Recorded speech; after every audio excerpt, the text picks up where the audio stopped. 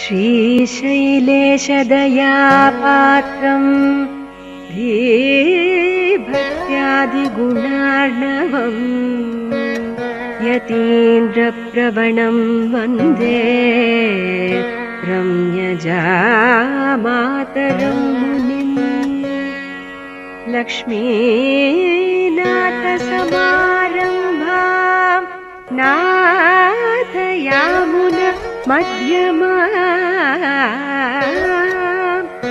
अस्मदाचार्यपर्यन्तां वन्दे गुरुपरम्पराम्। यो नित्यमच्युतपदाम्बुजयुग्मरुक्म व्यामोहतस्तदितराणि तृणाय मेने अस्मद्गुरोर्भगवतोऽस्य दयैकसिन्धोः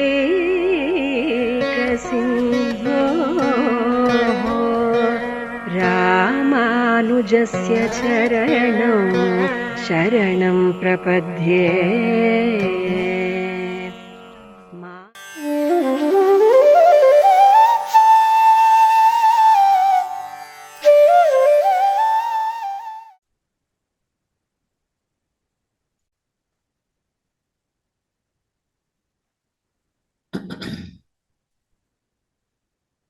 श्रीशैलेशदयापात्रं धीभक्त्यादिगुणार्णवम् यतीन्द्रप्रवणं वन्दे रम्यजामातरं मुनिम्।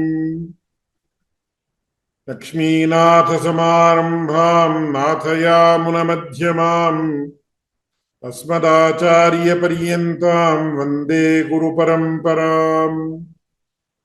यो नित्यमच्युतपदाम्बुजयुग्मरुक्म व्यामोहतस्तदितराणि तृणाय मेने अस्मद्गुरोर्भगवतोऽस्य दयैकसिन्धोः रामानुजस्य चरणौ शरणं प्रपद्ये। பூமன்னமாது பொருந்தியமார்பன் புகழ்மலிந்த பாமன்னமாறன் அடிபணிந்து இந்தவன் பல்கலையோர் தாம் மன்னவந்த இராமானுஷரணாரவிந்தம் நாம் மன்னி வாழ நெஞ்சே சொல்லுவோம் அவன் நாமங்களே.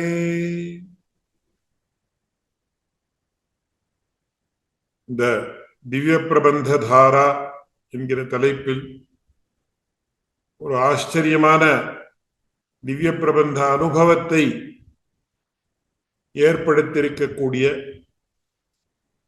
அபிநவ ராமானுஜர் என்று அன்வர்த்தமாக புகழை பெற்ற பகவத் ராமானுஜருடைய பிரதிநிதியான ஸ்ரீ ஸ்ரீ யதுகிரி யதிராஜ நாராயண ஜீயர் சுவாமிகளுடைய திருவடித்தாமரைகளில் சாஷ்டாங்க பிரணாமத்தை முதலாக அர்ப்பிக்கிறேன்.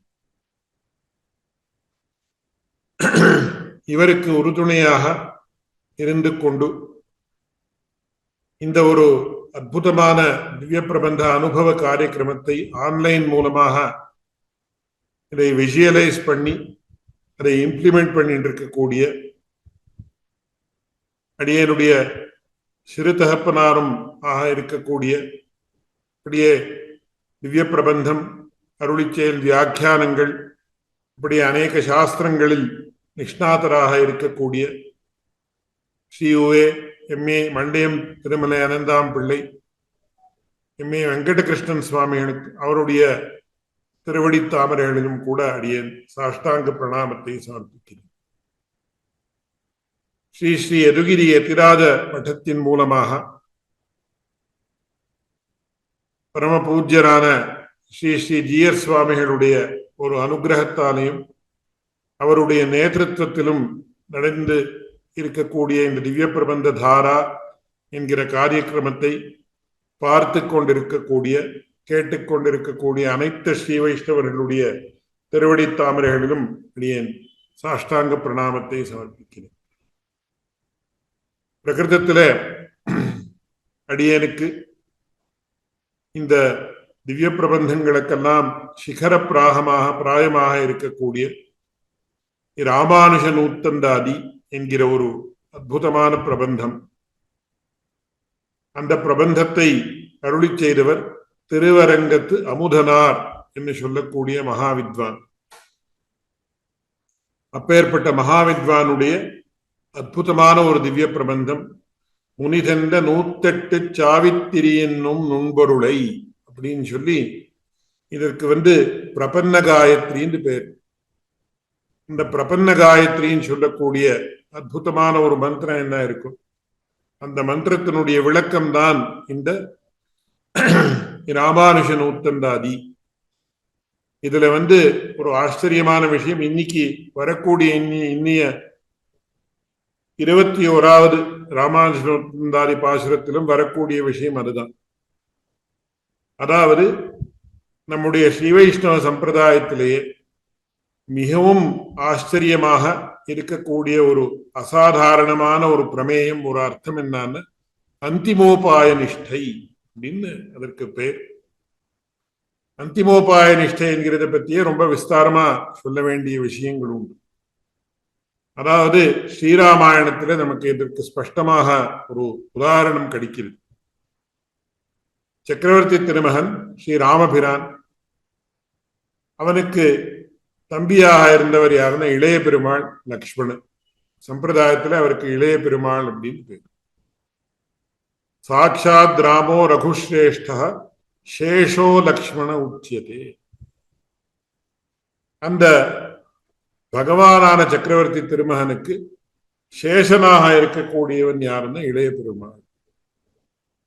அதுக்குத்தான் அனந்த பிரதமம் ரூபம் லக்ஷ்மணஷ்ச ததஸ்பரம் பலபத்ரஸ்திருத்தீயஸ்து கலவு கஷ்டித் பவிஷ்யதி கலவு ராமானுஜோ முனி, இது பிரசித்தமான வார்த்தை.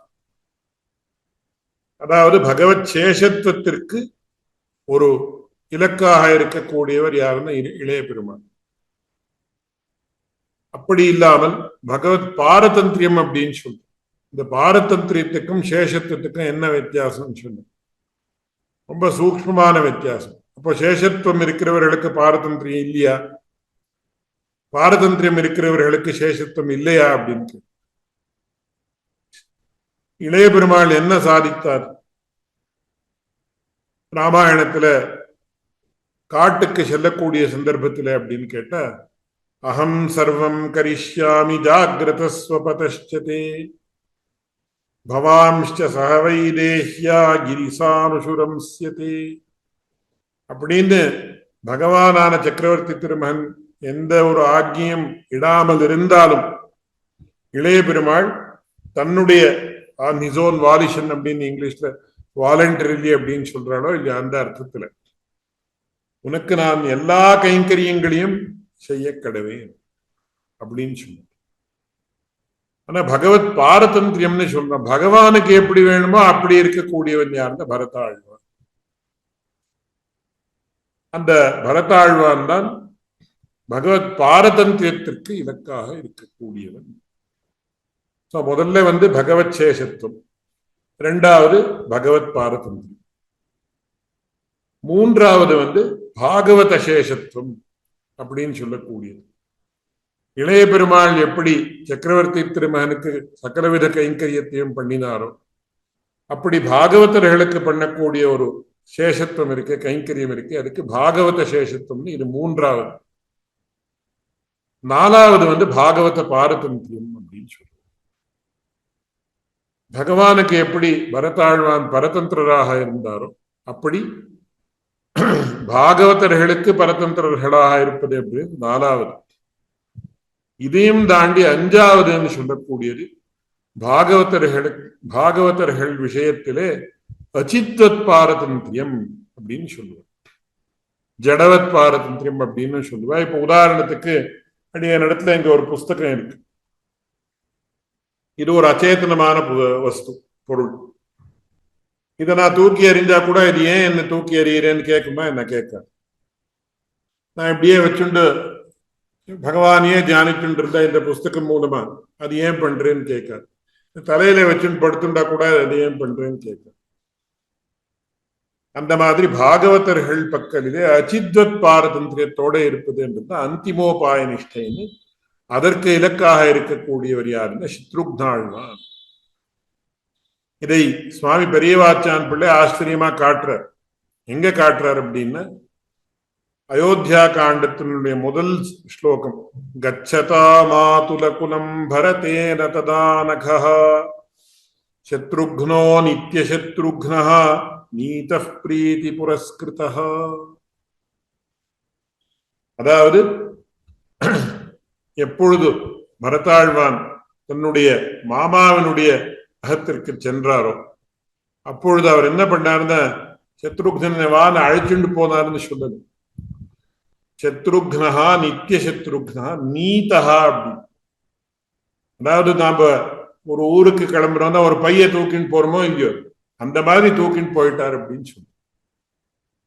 இதுதான் அந்திமோபாய நிஷ்டை. அதாவது பாகவதர்கள் சந்நிதியிலே அச்சித்வத் பாரதந்திரத்தை காட்டுவது, ஜடவத் பாரதந்திரத்தை காட்டுவது அப்படின்றதுதான் இங்க முக்கியமான விஷயம். பிரகிருதத்துல 21வது பாசுரம் 21லேருந்து 25 பாசுரம் வரியில் விஞ்ஞாபிக்கணும்னு சொல்லி பரம பூஜ்யரான ஜியர் சுவாமியினுடைய ஆக்ஞி, அப்படியே பெரியோர்களுடைய ஆக்ஞி. அதற்கு அனுகுணமாக அடியேனுக்கு தெரிந்த அளவில் ஒரு மழலை சொல்லாக அடியேன் 2 வார்த்தையை விஞ்ஞாபிக்கிறேன். 21வது பாசுரம், நிதியை பொழியும் முகிலென்னே நீ சரதம் வாசல் பற்றி துடிகற்றுலகில் துவள்கின்னிலேன் இனி தூய் நெறிசேர் எரிகள் கிரைவன் யமுனை துறைவன் இணையடியாம் கதி பெற்றுடைய இராமானுஷன் என்னை காத்தனனே. சாதாரணமா நம்ம என்ன பண்றோம்னு கேட்ட, ஏதோ ஒரு நமக்கு பணமோ காசோ ஏதோ ஒரு பொருளோ இல்லை ஏதோ ஒரு உத்தியோகமோ தேவைப்பட்டிருந்தோம்னா நாம என்ன பண்றோம், யாரோ ஒரு எஜமானனுடைய வாசல்ல போய் நிற்கிறோம். அதாவது ஒரு மந்திரியை போய் பார்க்கிறோம், ஏதோ ஒரு ஆபீசரை போய் பார்க்கிறோம். எதற்காக அப்படின்னு சொன்னேன், அவனிடத்துல இருந்து ஏதோ ஒரு ஃபேவர், நமக்கு ஒரு அனுகிரகம் வேணும் அப்படின்னு. டைரக்ட்லி ஆர் இன்டைரக்ட்லி நம்ம சொல்றோமோ இது நேரா அல்டிமேட்லி இட் ரிசல்ட்ஸ் இன் மணின்னு வச்சுக்கணும். ஏதோ இது ஒரு வேலை ஆகணும் சுவாமி, சுவாமி எனக்கு ஏதோ பென்ஷன் நின்று போயிருக்கு இது பண்ணுங்க, இல்லை இந்த ஏதோ ஒரு சின்ன ப்ராப்ளம் இருக்கு அட்மின் அது இதாச்சுன்னா எனக்கு கரெக்டா இந்த பணம் வந்துடும் அப்படி.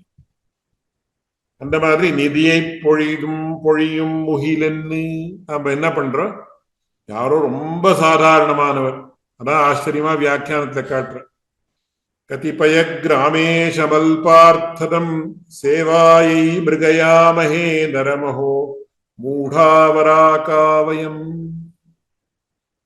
ஏதோ ஒரு கதிபய கிராமேஷம் சுவாமி குலசேகர ஆழ்வார் ஆச்சரியமா சாதிக்கிறார் முகுந்தமாலே. கதிபய கிராமேஷம், ஏதோ சில கிராமங்களுக்கு அதிபனாக இருக்கக்கூடிய ஒரு ஒரு வியக்தியை, அல்பார்த்ததம் ஏதோ கொஞ்சம் கொடுப்பான் நமக்கு ஏதோ பணம், ஐயோ ஒரு 10,000 ரூபாயாவது கிடைக்குமேன்னு இந்த காலில், அந்த காலில் 10 ரூபாயாவது கிடைக்குமேன்னு போவான், இந்த காலில் 10,000 ரூபாயாவது கிடைக்குமே தட்சிணை அப்படின்னு அந்த மாதிரி திருஷ்டியில எத்தனையோ பேர் போறா. நாம எல்லாரும் நாம அந்த மாதிரிதான் எத்தனையோ பேர்னு வச்சுக்கணும், 99%. கதிபய கிராமேஷம் அல்பார்த்தனம், ஏதோ ஒரு சின்ன பொருளை கொடுக்கக்கூடிய சேவாயை மிருகயாமகே, அவனுக்கு நாம் சேவை பண்றதற்காக போறோம். இது காட்டிலும் நீச்சமான கிருத்தியம் எதுவும் கிடையாது. அவர்கள் நாம யாரை இந்த லௌகிகமான பொருள்களுக்காக ஆசிரியிக்கிறோமோ அப்பேற்பட்டவர்களே நீச்சர்கள். அந்த நீச்சரதம் வாசல் பத்தி துதி கற்று உலகில் துவள்கின்றேன். சுவாமி திருவரங்கத்தமுதனார் சாதிக்கிறார், இனிமே நான் யாரோ கொஞ்சம் ஏதோ பணம் கொடுக்கிறா காசு கொடுக்கிறான்னு சொல்லி சாதாரணமாக இருக்கக்கூடியவர்களுடைய வாசலிலே போய் அவர்களை ஸ்துதிக்க மாட்டேன். ஏன்னா அதுல இருந்து எந்த பரம பிரயோஜனமும் நமக்கு கிடைக்காது. அதை நம்ம பெரியோர்கள் எத்தனையோ பேர் காட்டியிருக்கிறார். சுவாமி நம்மாழ்வாரும் என்ன சொல்றார், சொன்னால் விரோதமிது ஆகிலும் சொல்லுவன் கேள்வினோ என் ஆவிலின் கவியான் ஒருவர்க்கும் கொடுக்கிலேன் அப்படின்னு ஆச்சரியமா சாதிக்க. சாதாரணமா பழைய காலத்துல எல்லாம் என்ன எந்த மாதிரி இருந்தது? என்ன அந்த ராஜ மகாராஜர்களுக்கெல்லாம் தங்களை புகழ்கிறவர்கள் வேணும் அப்படின்னு. புகழ்கிறவர்கள் எல்லாருக்கும் வேணும் தான். நம்ம யாராவது புகழ்றாத நாம அவளுக்கு எவ்வளவு ஒரு விலை கொடுக்கணும். நம்ம யாராவது தாழ்ந்து பேசுறான்னு அவர்களுடைய விஷயத்துல நமக்கு எவ்வளவு கோபம், அசமாதானம் வரும். இது மனுஷனுக்கு சகஜமான ஒரு குணம். இது யார் நம்மை புகழ்றார்களோ அவர்களிடத்துல நமக்கு விசேஷமான பிரீத்தி ஏற்படும். யார் நம்மை நிந்திக்கிறார்களோ அவர்களுடைய விஷயத்துல நமக்கு சகஜமா கோபம் ஏற்படும். இதோட பணம் இருக்கிறவா, காசு இருக்கிறவா, அதிகாரத்துல இருக்கிறவா எல்லாரும் they generally surround themselves with psychophants அப்படின்னு சொல்லி, ஓ அப்பா சுவாமி உமக்கு சமானமானவர் யாருமே இல்லை அப்படின்லாம் இப்போ இந்த பொலிட்டீஷியன்ஸ் இவாள் தான் இருக்காளோ இல்லை, நிறைய பணக்கார அந்த மாதிரி அவள் தான் அப்படிதான் இருக்கு.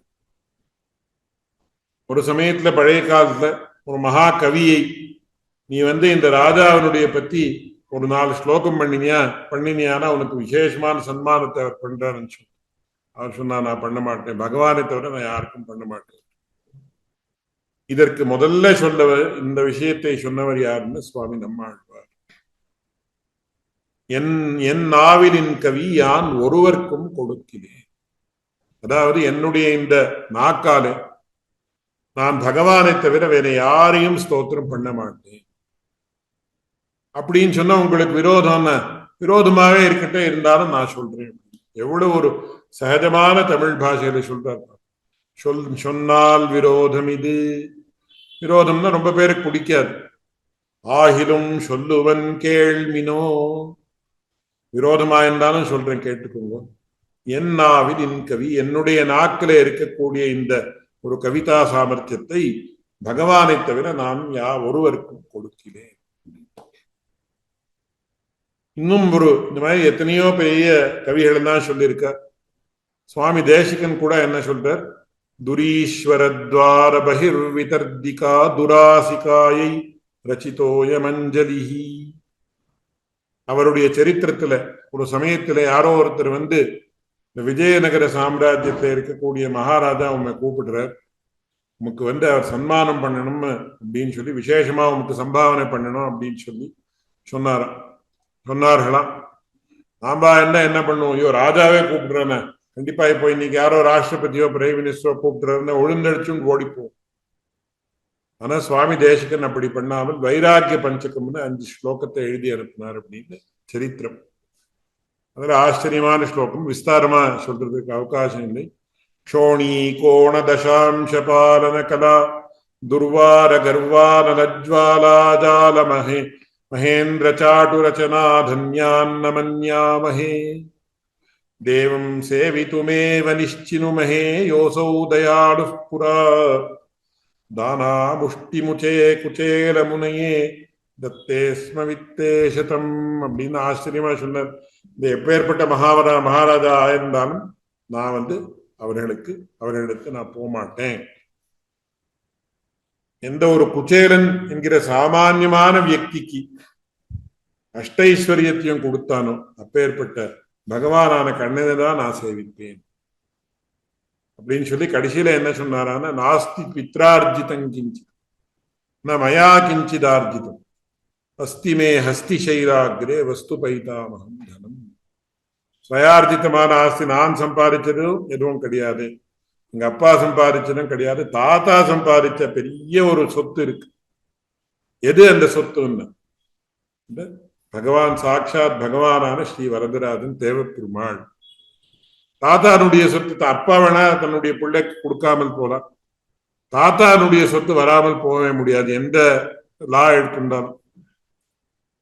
அதனால அப்பேற்பட்ட சொத்து இருக்கக்கூடிய சந்தர்ப்பத்துல வேற எந்த சொத்தும் வேண்டாம். அந்த மாதிரி நீ சரதம் வாசல் பத்தி துதிகத் துறகில் துவள்கின்றேன், அப்படி நான் என்ன பண்ணுவேன்னா சுவாமி அமுதனார் சாதிக்கிறார். அப்பேற்பட்ட ஏதோ ஒரு சாதாரணமான வியக்திகளிடத்துல போய் அவர்களை ஸ்தோத்திரம் பண்ணி, நீ இப்பேற்பட்ட மாவன் தானசூர கர்ணன் பீமசேனனை போல தானத்தை கொடுக்கக்கூடியவன் அப்படின்னு சொல்லி அவர்களிடத்திலேருந்து எதுவோ நிரீட்சிக்கக்கூடிய எனக்கு அந்த ஒரு அபிப்பிராயம் கிடையாது. துதிகத்து உலகில் துவழ்கின்றேன். நான் அந்த மாதிரி ஒரு காரியத்தை செய்ய மாட்டேன். என்ன பண்ணுவேன் அப்படின்னு கேட்டு, தூய் நெறி சேர் எதிகள் கிரைவன் யமுனை துறைவன் இணையடியாம் கதிபெற்றுடைய இராமானுஷன். இப்பதான் அடியன் விஞ்ஞாபித்தேன், அந்திமோபாய நிஷ்டை அப்படின்னா பாகவதர்கள் சந்நிதியிலே அச்சித்வத் பரதந்திரராய் இருப்பது. இந்த ஒரு அந்திமோபாய நிஷ்டைக்கு ஆதர்ஷ பிராயமானவர்கள் நம்ம எல்லா ஆச்சாரியர்களும். அப்பேற்பட்ட ஆச்சாரியன் முதல்ல யாருன்னு சுவாமி ஆளவந்தார். அதனை இன்னும் விஸ்தாரமா சொல்ற. எப்படி இந்த மோட்ச மார்க்கம் அப்படின்னு சொன்ன, மோட்ச மார்க்கம் எதுன்னு கேட்டு, கர்மயோகம், ஞான யோகம், பக்தி யோகம் அப்படின்னு சொல்லி பகவத்கீதையில சொல்றது. கடைசியில அதுல என்ன சொல்றது, சரணாகதி, சர்வதர்மான் பரித்யஜ்ய மாமேகம் சரணம் பிரஜா. இந்த 4 காட்டிலும் உத்தமமானது, சுலபமானது எதுன்னு ஆச்சாரியாபிமானம். அதான் ஆச்சரியமா சாதிக்கிறார் சுவாமி பிள்ளைலோகாச்சாரியர். ஆச்சாரியாபிமானம் தான் பிரபத்தி போலே உபாயாந்தரங்களுக்கு அங்கமுமாய் சுதந்திரமுமாயிருக்கும். பிரபத்தியாரிகள் பண்ணினாலும் ஆச்சாரியாபிமானம் வேணும். அது பண்ணாமல் போனால் அதே பிரதானமான உபாயமாக நாம் வைத்துக் கொள்ளலாம். பக்தியில் அசக்தனுக்கு பிரபத்தி, பிரபத்தியில் அசக்தனுக்கு இது. இது பிரதமம் ஸ்வரூபத்தை பல்லவிதமாக்கும், பின்பு புஷ்பிதமாக்கும், அனந்தரம் பலபரியந்தமாக்கும். அதனால சுதந்திரமான உபாயமாகவும் நாம் வைத்துக் கொள்ளலாம், இன்னொரு உபாயத்திற்கு சாதனமாகவும் வைத்துக் கொள்ளலாம். சுவாமி பிள்ளைலோகாச்சாரியருடைய ஸ்பஷ்டமான வார்த்தை. ஆச்சாரியாபிமானம் தான் பிரபத்தி போலே உபாயாந்தரங்களுக்கு அங்கமுமாய். பக்தி யோகம் பண்ணாலும் ஆச்சாரியாபிமானம் வேணும், ஞான யோகம் பண்ணணும்னாலும் ஆச்சாரியாபிமானம் வேணும். சுதந்திரமாவே ஆச்சாரியாபிமானத்தை ஒரு உபாயமாக கொள்ளலாம். அப்படி இருந்தவர் யாருன்னு சொன்னா எதிகள் இறைவன் யமுனை துறைவன். யமுனை துறைவன் அப்படின்னு சொல்லக்கூடிய ஒரு திருநாமம் யாருக்கு இருந்திருந்த, பகவத் ராமானுஜருடைய பரமாச்சாரியராக இருந்த ஆளவந்தாருடைய திருநாமம். ஆளவந்தார்னு அவருக்கு அப்புறம் வந்த டைட்டில். என்னை ஆளவந்தீரோன்னு அந்த நாட்டினுடைய ராணி அவளை சொன்னதுனால ஆளவந்தார்ன்ற பெயர் பிரசித்தமா வந்துடுச்சு. அவருடைய ஒரிஜினல் பெயர் என்னன்னு கேட்டா யாமுனாச்சாரியர், யமுனை துறைவன். அவர் எப்பேற்பட்டவர், தூய் நெறிசேர். இந்த மோட்ச மார்க்கங்களுக்குள்ளே எல்லாம் ரொம்ப பிரதானமாக இருக்கக்கூடிய, இப்போதானே அடியன் விஞ்ஞாபிச்ச இந்த ஆச்சாரியாபிமானம். அப்பேற்பட்ட அந்த மார்க்கத்தை அனுசரித்து இருந்த எதிகளுக்கு இறைவன் யதிராஜர். பகவத் ராமானுஜர் தான் யதிராஜர்னு கிடையாது, பகவத் ராமானுஜரும் யதிராஜர் தான். ஆனா அதற்கு முன்னாடி யதிராஜராக இருந்தவர் யாருன்னு சொன்ன சுவாமி ஆளவந்தார் அப்படின்னு திருவரங்கத்தை முதனார் ஆச்சரியமா காட்டுறார். இதுல யாருக்கும் எந்த விரோதமும் கிடையாது, உண்மையான விஷயம்.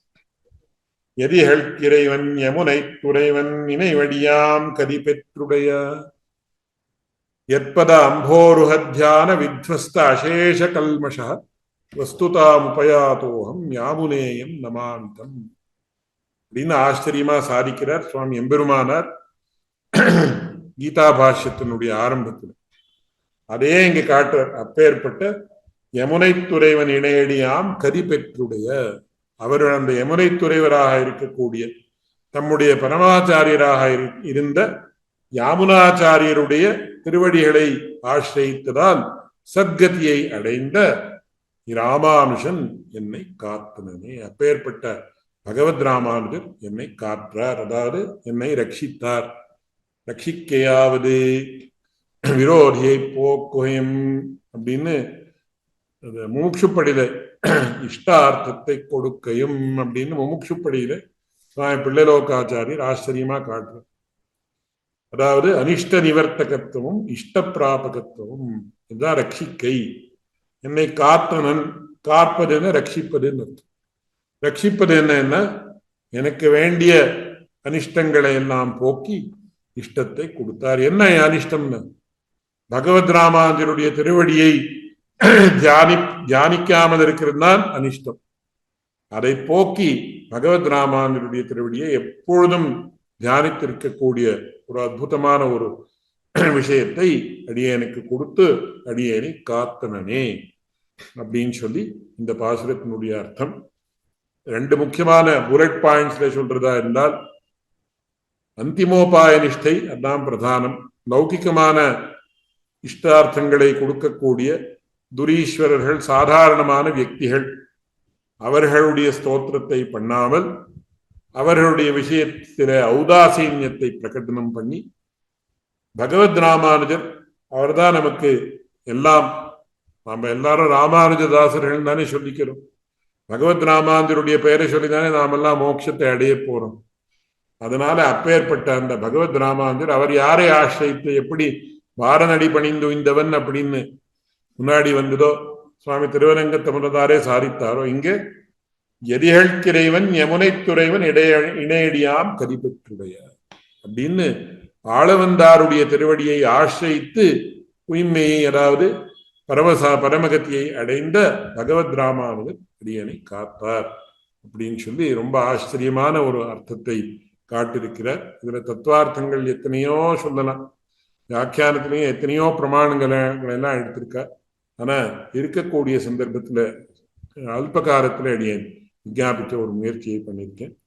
நிதியை பொழியும் முகிலென்னே நீ சரதம் வாசல் பத்தி துடிகற்றுலகில் துவழ்கின்றேன் தூய் நெறிசேர் எரிகள்கிறைவன் யமுனை துறைவன் இணையடியாம் கதி பெற்றுடைய இராமானுஷன் என்னை காற்றனே. 22ஆம் பாட்டு.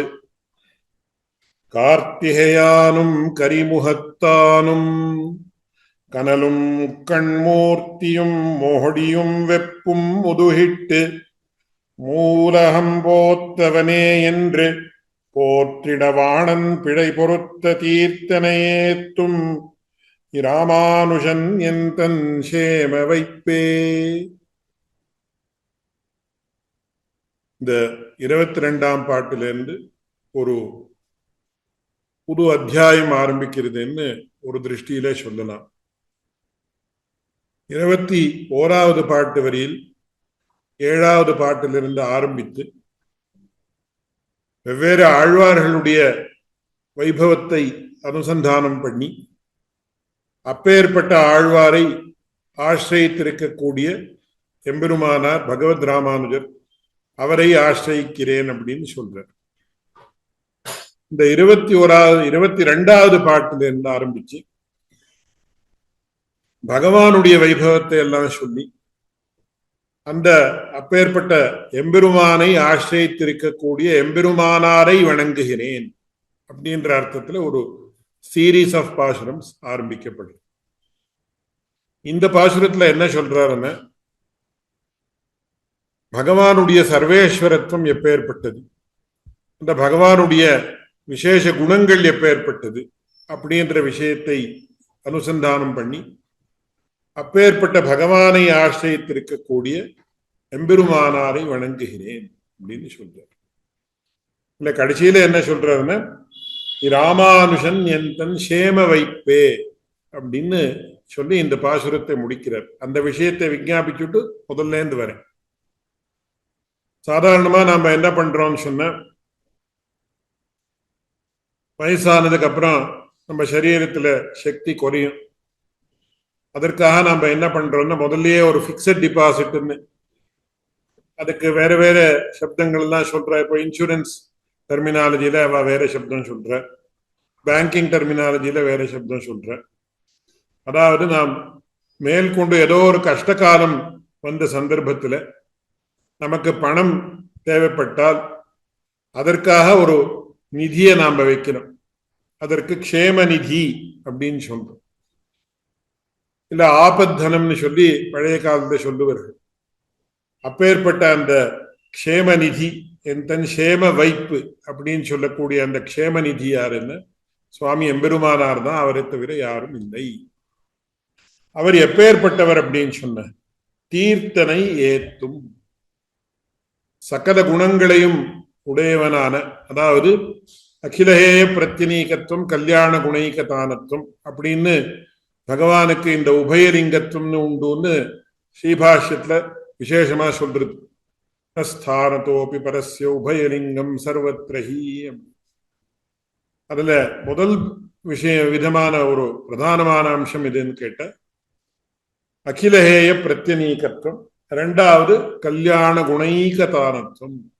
ஒரு ஹேயமான குணமும் பகவானிடத்துல இல்லை, சகல விதமான கல்யாண குணங்களும் பகவானிடத்துல உண்டு.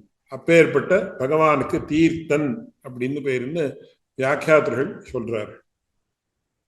அந்த பகவான் எப்பேற்பட்டவன் அப்படின்னா அதற்கு ஒரு முக்கியமான ஒரு அம்சத்தை காட்டுறார்.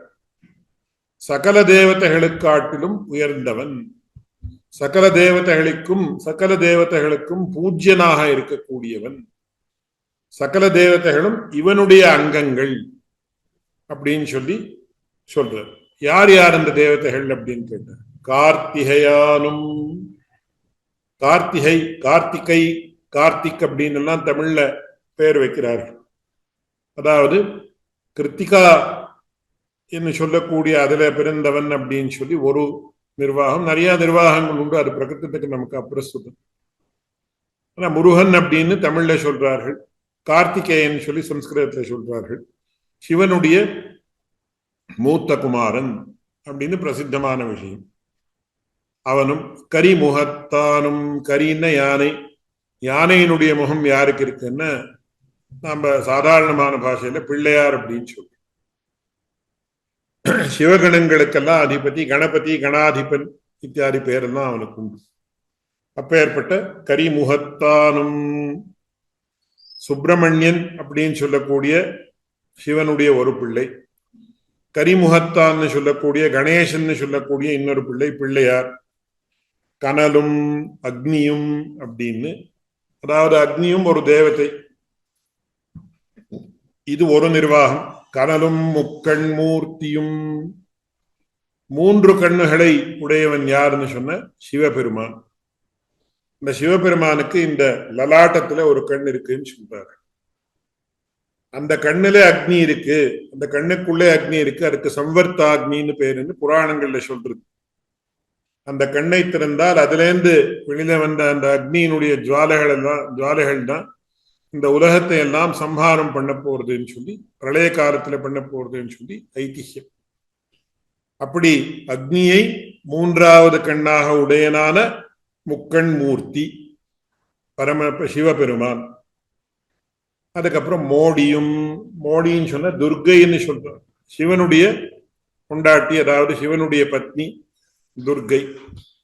அதாவது அந்த துர்கை யாருன்னு சொன்ன நம்ம பகவானான ஸ்ரீமன் நாராயணனுடைய தங்கைன்னு சொல்லி சொல்றார்கள். அதுக்கு ஆழ்வார்களுடைய பிரமாணங்களும் உண்டு. சாதாரணமா நாம இந்த கல்யாணத்துல என்ன பண்ணுவார்கள் அப்படின்னு சொன்ன, நாத்தனார் தான் அந்த கல்யாணத்தை பிரமாணீகரிக்கணும்னு சொல்லி நாத்தனாருக்கு கல்யாண சாஸ்திரங்கள்ல விசேஷமான தன்மையும் உண்டு. ஆண்டாள் தன்னுடைய வாரணமாயனம் என்கிற பதிகத்துல, நாச்சியார் திருமொழியில வாரணமாயனம் என்கிற பதிகத்துல அந்தரிசூட்ட கனா கண்டேன் தோழினான் அப்படின்னு சொல்லி அந்தரின்னு துர்கையை ஸ்மரிக்கிறார். அந்த மாதிரி இங்க மோடியும், அதுக்கப்புறம் வெப்பும் அப்படின்னு சொன்ன ஜ்வராதி தேவதைன்னு சொல்லுவார். அதாவது ஆரோக்கியத்துக்கு ஒரு பிரதானமான சின்னம் என்னன்னா ஜுவரம் இல்லாமல் இருக்கணும். ஜுவரம்னா ஃபீவர்னு சொல்றாலே அது மட்டும் இல்லை, எல்லா வியாதிகளுக்கும் ஒரு திருஷ்டியில ஆயுர்வேதத்துல ஜுவரம் அப்படின்னு சொல்றோம். அதாவது இம்பேலன்ஸ் இன் தி ஹியூமன் பாடின்னு நம்ம சொல்றோமோ இல்லையோ, அதுதான் ஜுவரம். அதற்கு அதிதேவத்தை யாருன்னா வெப்பும் அப்படின்னு. அப்பேற்பட்டவர்களை முதுகிட்டு மூவுலகம் போத்தவனே என்று போத்திட வாணன் பிழை பொறுத்தார். இங்க ஒரு விஸ்தாரமான சரித்திரத்தை அனுசந்தானம் பண்றார்கள். அதாவது பாணாசுரனுடைய விற்த்தாந்தம். பாணாசுரனுக்கு ஒரு பெண் பிள்ளை இருந்தாள், அவளுக்கு உஷான்னு பேர். அவள் ரொம்ப ஆச்சரியமான அழகை உடையவள். தன்னுடைய அழகுக்கு அனுகுணமான ஒரு கணவன் வேணும்னு சொல்லி அவள் என்ன பண்ணாலாம், தன்னுடைய அனுச்சரர்களை உலகத்துல எல்லா இடத்துக்கும் அனுப்பி அவர்களுடைய சித்திரப்பட்டங்களை எல்லாம் நீங்க எடுத்துன்னு வாங்கன்னு சொன்னாங்க. அவளுடைய அனுச்சரர்கள் அதெல்லாம் எடுத்துட்டு வந்து காட்டினாலாம். அதுல பகவானான கிருஷ்ணனுடைய பௌத்திரன், கிருஷ்ணனுடைய பிள்ளை பிரத்யும்னன், அவனுடைய பிள்ளை அனிருத்தன். எனக்கு சம்பிரதாயத்துல அனிருத்தாழ்வான்னு பேர். அந்த அனிருத்தாழ்வானுடைய சித்திரத்தை பார்த்த உடனே இவ்வளவு சௌந்தரியத்தோட வேற யாராலையும் இருக்க முடியாது, இவன்தான் எனக்கு கணவனாக இருக்கணும் அப்படின்னு சொல்லி அந்த அனிருத்தாழ்வானை அபகரணம் பண்ணி கொண்டு வந்துள்ளார். அதுக்கப்புறம் இவா 2 பேரும் சந்திக்கிறா. காந்தர்வ விதியில 2 பேரும் விவாகம் பண்ணிக்கிறார். இந்த விஷயம் அப்புறம் பகவானான கண்ணனுக்கு தெரியுது. ஆனா அதுல இன்னொரு முக்கியமான விஷயம் என்னன்னா, அந்த பாணாசுரனுக்கு வாசலை காக்கக்கூடியவன் யாருன்னா பரமசிவன். அந்த பரமசிவன் அங்கே வாசல் காத்துட்டு இருக்கான். பகவானான கண்ணன் அங்கேருந்து தன்னுடைய பெயரனாக இருக்கக்கூடிய அனிருத்தாழ்வானை அழைத்து செல்லணும்னு சொன்ன சமயத்துல பரமசிவன் நீ எப்படி உள்ள போகலாம் அப்படின்னு சொல்லி கண்ணனுடைய ஒரு ஸ்வரூபம் தெரியாமல் அவனுக்கும் பரமசிவனுக்கும் யுத்தம் ஏற்படுறது. எப்படி இருந்தாலும் தெரிஞ்ச விஷயம்தான், கண்ணன் தான் ஜெயிக்கிறான். ஜெயிச்ச உடனே அப்போ அவனுக்கு ஞானோதயம் ஏற்படுது. ஞானோதயம் ஏற்பட்ட அவன் என்ன சொல்றான்னு சொன்ன, ஓஹோ நீயே பராத்பர வஸ்துன்னு எனக்கு தெரியாமல் போச்சு, எனக்கு க்ஷமிச்சுடுன்னு சொல்லி ஒரு ஸ்லோகத்தை சொல்றான். கைதி பிரம்மணோ நாம ஈசோஹம் சர்வதேஹினாம் ஆவாம் தவாங்கே சம்பூதௌ தஸ்மாத் கேசவ நாமவான். கைதி பிரம்மணோ நாம, கஹான்னா யாருன்னா சதுர்முக பிரம்மா. அவனுக்கு புராணங்கள்ல ஹிரண்ய கர்ப்பகான்னு பேர். ஈசோஹம் சர்வதேஹினா, நான் எனக்கு ஈஷா ஈஸ்வரகான்னு பேர். ஆவாம் தவாங்கே சம்பூதௌ அப்படின்னு பகவானான கண்ணனை பார்த்து சொல்றான் சிவபெருமன். அப்படி சொல்லி என்ன சொல்றான், நாங்க 2 பேரும் உன்னுடைய அங்கத்தாலே உதைத்தவர்கள், அதனாலதான் உனக்கு கேசவகா அப்படின்னு பேர் அப்படின்னு ஸ்தோத்திரம் பண்ணி அந்த கண்ணனிடத்துல சரணாகதியை பண்றான். அப்படி பண்ணி அவன் என்ன சொல்றான்னு, இந்த பாணாசுரனை நீ சம்ஹாரம் பண்ணாதே, அந்த பாணாசுரன் இடத்துல நீ உன்னுடைய கிருபையை காட்டுன்னு சொல்லு. லௌகிகமான திருஷ்டியிலே சொல்லலாம். இப்போ உன்னுடைய பேரனுக்கு அவன் பொண்ணு கொடுத்த உடனே நீ அவன் உனக்கு சம்பந்தி ஆயிட்டான், அதனால சம்பந்தியை யாராவது கொல்லுவாளா என்ன? கண்டிப்பா பண்ண மாட்டா. அதனால அந்த திருஷ்டியில லௌகிகமா நாம வச்சுக்கணும். அப்படி மூலகம் போத்தவரே என்று போத்திட, அப்படி அந்த சிவபெருமான் ஸ்தோத்திரம் பண்ணி பாணாசுரனுக்காக அவன் க்ஷமாபணத்தை கேட்கிறான். கேட்டு உடனே பகவான் ஆஸ்ரித வத்சலன் தெரிந்த விஷயம்தான். சரணாகத வத்சலன் எப்படின்னு ஆச்சரியமான விஷயம் நமக்கு எத்தனையோ பிரமாணங்கள்லாம் இருக்கு. ராமாயணத்துல என்ன சொல்ற அப்படின்னு, சக்ரதேவ பிரபன்னாய தவாஸ்மீதி சயாச்சதே அபயம் சர்வபூதேபியோ ததாம்யே தத்விரதம் மமா. ராமச்சர்ம ஸ்லோகம் பிரசித்தமான விஷயம். ஒரு தடவை அவன் நீ என்னை காப்பாற்றணும்னு சொல்லி ஒரு பிரபத்தியை சரணாகத்தியை ஒருத்தன் பண்ணினானால் அவனுக்கு நான் அபயத்தை கொடுக்கிறேன். அது ஒரு பிராணியாக இருந்தாலும் சரி, மனிதனாக இருந்தாலும் சரி, ராட்சசனாக இருந்தாலும் சரி அப்படின்னு சொல்லி என்ன சொல்றான் அந்த விபீஷண சரணாகத்தினுடைய பிரகரணத்துல ரொம்ப ஆச்சரியமான விஷயம். அவகாசம் இல்லாமல் இருக்கிறதுனால 2 வார்த்தையில சொல்றேன். ஆனயைனம் ஹரிஷ்ரேஷ்டா தத்தமஸ்யாபயம் மயா விபீஷணோ வா சுக்ரீவ யதி வா ராவணஸ்வயம் மித்ரபாவேன சம்பிராப்தம் தத்யஜேயம் கதஞ்சன தோஷோ யத்யபி தஸ்ய ஸ்யாத் சதாமே ததகர்ஹிதம். ரொம்ப அற்புதமான ஸ்ரீசூக்தி. சரணாகதனாக வரணும்னே அர்த்தம் இல்லை, மித்திரனாக வந்தாலும் அவனை நான் ஏற்றுக்கொள்கிறேன். மித்திரபாவேன சம்பிராப்தம் ந த்யஜேயம் கதஞ்சன. மித்திரபாவத்தோட ஒருத்தன் வந்தாலும் கூட அவனை நான் தியஜிக்க மாட்டேன். அவனுடைய விஷயத்துல ஔதாசீன்யத்தை பிரகடனம் பண்ண மாட்டேன்.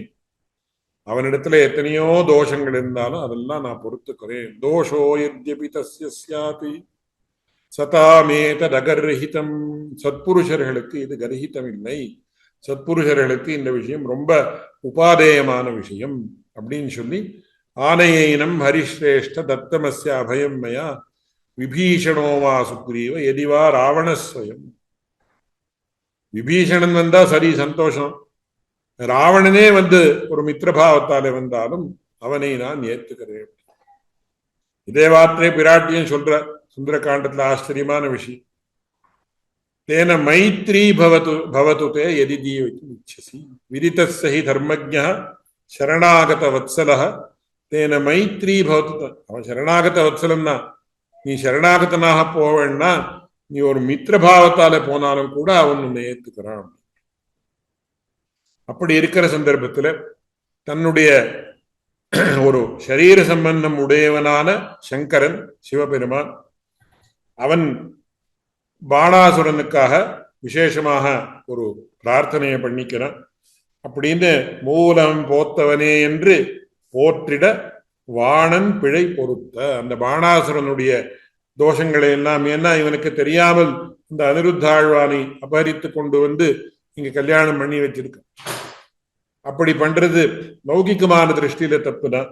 அப்படி இருந்தாலும் கூட அவனுடைய பிழையை, அவனுடைய தோஷத்தை க்ஷமித்த தீர்த்தன் அப்பேற்பட்ட பகவான் நம்முடைய கண்ணன். அப்பேற்பட்ட கண்ணனை ஆசிரியத்திருக்கக்கூடிய ராமானுஜன் பகவானையே ஆசிரியத்திருக்கக்கூடிய சுவாமி எம்பெருமானார். அவர் என் தன் சேம வைப்பே, எனக்கு எந்த சமயத்துல எப்பேற்பட்ட ஒரு கிளேசம் ஏற்பட்டாலும் கூட அந்த கிளேசத்தை போக்கக்கூடியவர் யார்? சுவாமி எம்பெருமானார் அப்படின்னு சொல்லி ஆச்சரியமான பாசுரம். இதுல அநேக ரகசியார்த்தங்கள் எல்லாம் உண்டு. ஆனா அவகாசம் இல்லாமல் இருக்கிறதுனால இவ்வளவே சொல்லி அடியேன் முடிக்கிறேன். கார்த்திகையானும் கரிமுகத்தானும் கனலும் முக்கண் மூர்த்தியும் மோடியும் வெப்பும் முதுகிட்டு மூலகம் போத்தவனே என்று போத்திட வாணன் பிழை பொறுத்த தீர்த்தனையேத்தும் ராமானுஷன் எங்கள் சேமவை என் தன் சேம வைப்பே.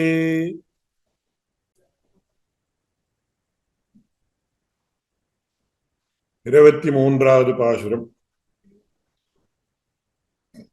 வைப்பாயவான் பொருளென்று நல்லன்பர் மனத்தகத்தே எப்போதும் வைக்கும் இராமானுஷனை இரநிலத்தில் ஒப்பாரிலாத அருவினையேன் வஞ்ச நெஞ்சில் வைத்து முப்போதும் வாழ்த்துவன் என்னாமிதுமவன் மொயம்புகழ்க்கே. ரொம்ப அற்புதமான ஒரு பாசுரம். இதனுடைய சாராம்சம் என்னன்னு கேட்ட, நல்ல மகாத்மாவாக இருக்கக்கூடியவர்கள் அவர்கள் என்ன பண்றான்னு கேட்ட, தம்முடைய மனசுல எப்பொழுதும் அந்த சுவாமி எம்பெருமானாரையே தியானித்துக் கொண்டிருக்கிறார்கள். அந்த சுவாமி எம்பெருமானார் அவர்களுக்கு தியேயமான ஒரு பொருள். அப்பேற்பட்ட வைபவத்தை உடையரான அந்த எம்பெருமானாரை மிக பாவியான நான் எப்பொழுதும் தியானிக்கணும்னு விரும்புகிறேன், தியானிக்கிறேன். ஆனால் அடியேனைப் போல ஒரு பாவியாக இருக்கக்கூடியவன் அவரை தியானித்தால் அவருக்கு என்ன குறை ஏற்படுமோ, அவருடைய வைபவத்துக்கு என்ன குறை ஏற்படுமோ அப்படின்னு ஒரு ஆதங்கத்தை சுவாமி திருவரங்கத்தமுதனார் இந்த பாசுரத்துல காட்டுறார். வைப்பாயவான் பொருளென்று ரொம்ப பெரிய நிதி நமக்கு. இதற்கு வியாக்கியானங்கள்ல சில பிரமாணங்களை எல்லாம் காட்டியிருக்க. அஞ்ஞான அடியனுக்கும் கூட சில பிரமாணங்கள் இந்த சமயத்துல ஸ்புரிக்கிறது. அதையும் கூட இங்க பாகவதோத்தமர்களான உங்களுடைய சந்நிதியில விஞ்ஞாபிக்கணும். வைப்பாயவான் பொருளென்னு அப்படின்னு பெரிய நிதி. அதற்கு வியாக்கியானங்கள்ல வைத்தமாநிதி அப்படின்னு ஒரு திவ்ய தேசத்துல பகவானுக்கு பேர். அதே சுவாமி கூறத்தாழ்வான் ஸ்ரீநிதிம் நிதிமபாரமர்த்தினாம் அர்த்திதார்த்த பரிதான தீட்சிதம் அப்படின்னு பகவானை பற்றி சொல்றார். ஸ்ரீநிதிம் நிதிம் அபாரமர்த்தினாம். பகவானை பற்றி அவர் சொல்லக்கூடிய சந்தர்ப்பத்தில் ஸ்ரீநிதி, தாயாருக்கு இருப்பிடமாக இருக்கக்கூடியவன் அந்த பகவான். ஸ்ரீநிதியின் அவ்வளவு மட்டுமில்லை, நிதிம் அபாரம் அர்த்தினாம். அர்த்திகள் அதாவது விதவிதமான ஆசைகளை வைத்துக் கொண்டு அவனிடத்திலே வரார்கள். அப்படியே மோட்சார்த்திகளாகவும் வரார்கள். எல்லாருக்கும் அவரவர்களுக்கு தகுந்ததான பலத்தை கொடுக்கக்கூடிய மகாநிதி இந்த பகவான்.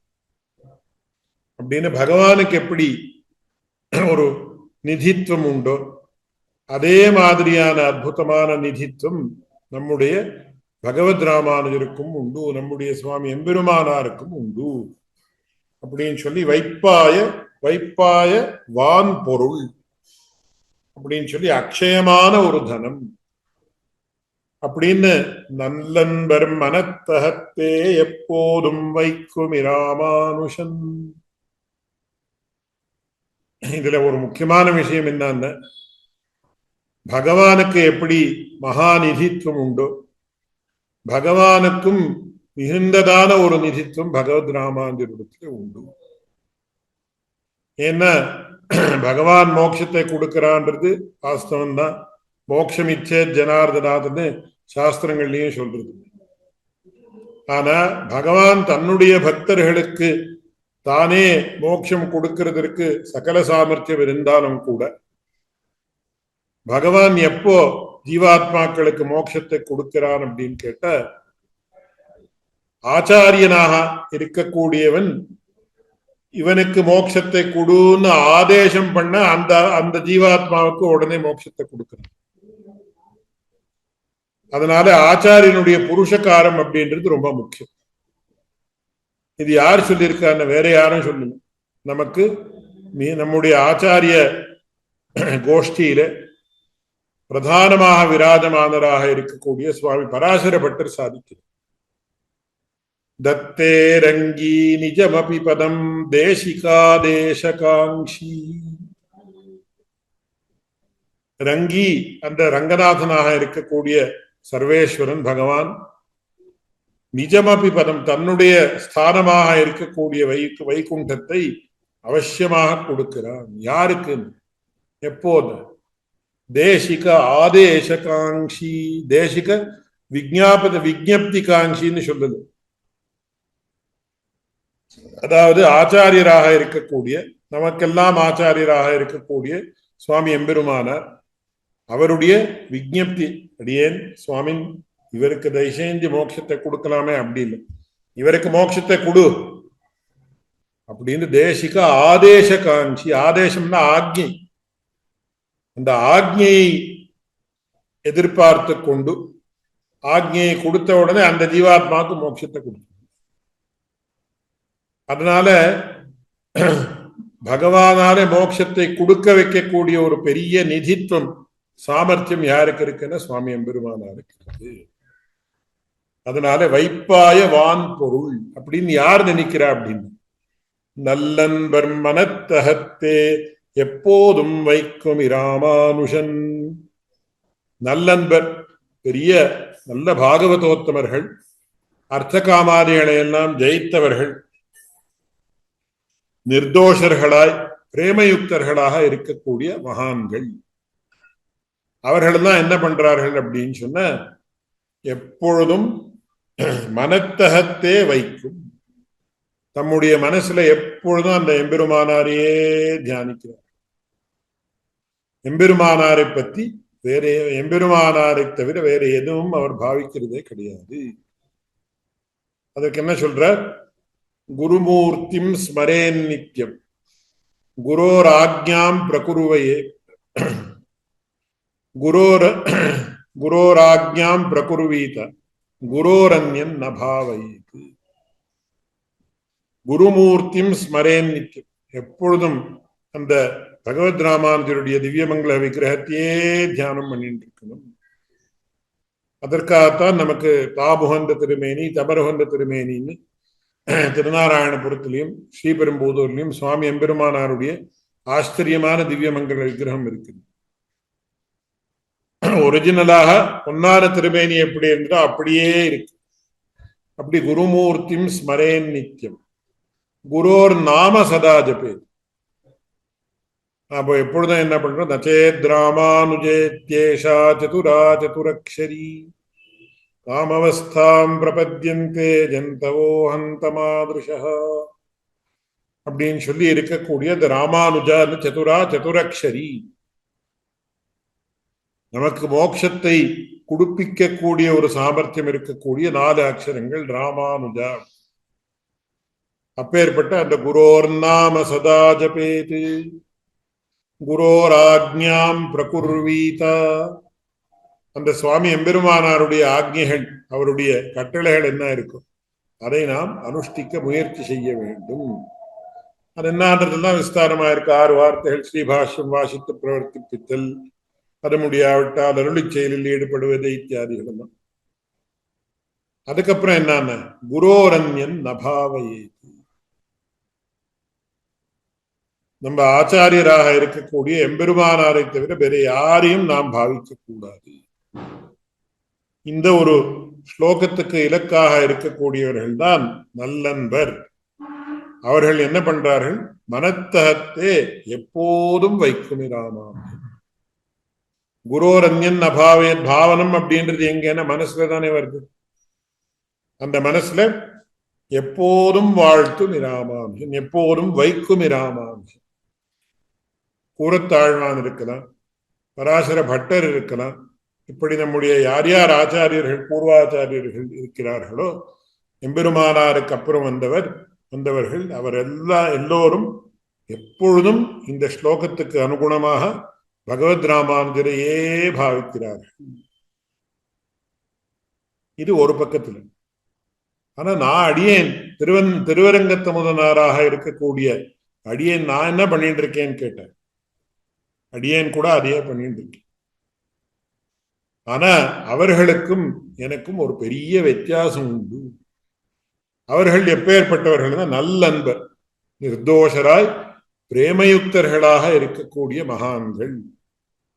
ஆனா அடியேன் எப்பேற்பட்டவன் அப்படின்னு, இரு நிலத்தில் ஒப்பாரில்லாத அருவினையே.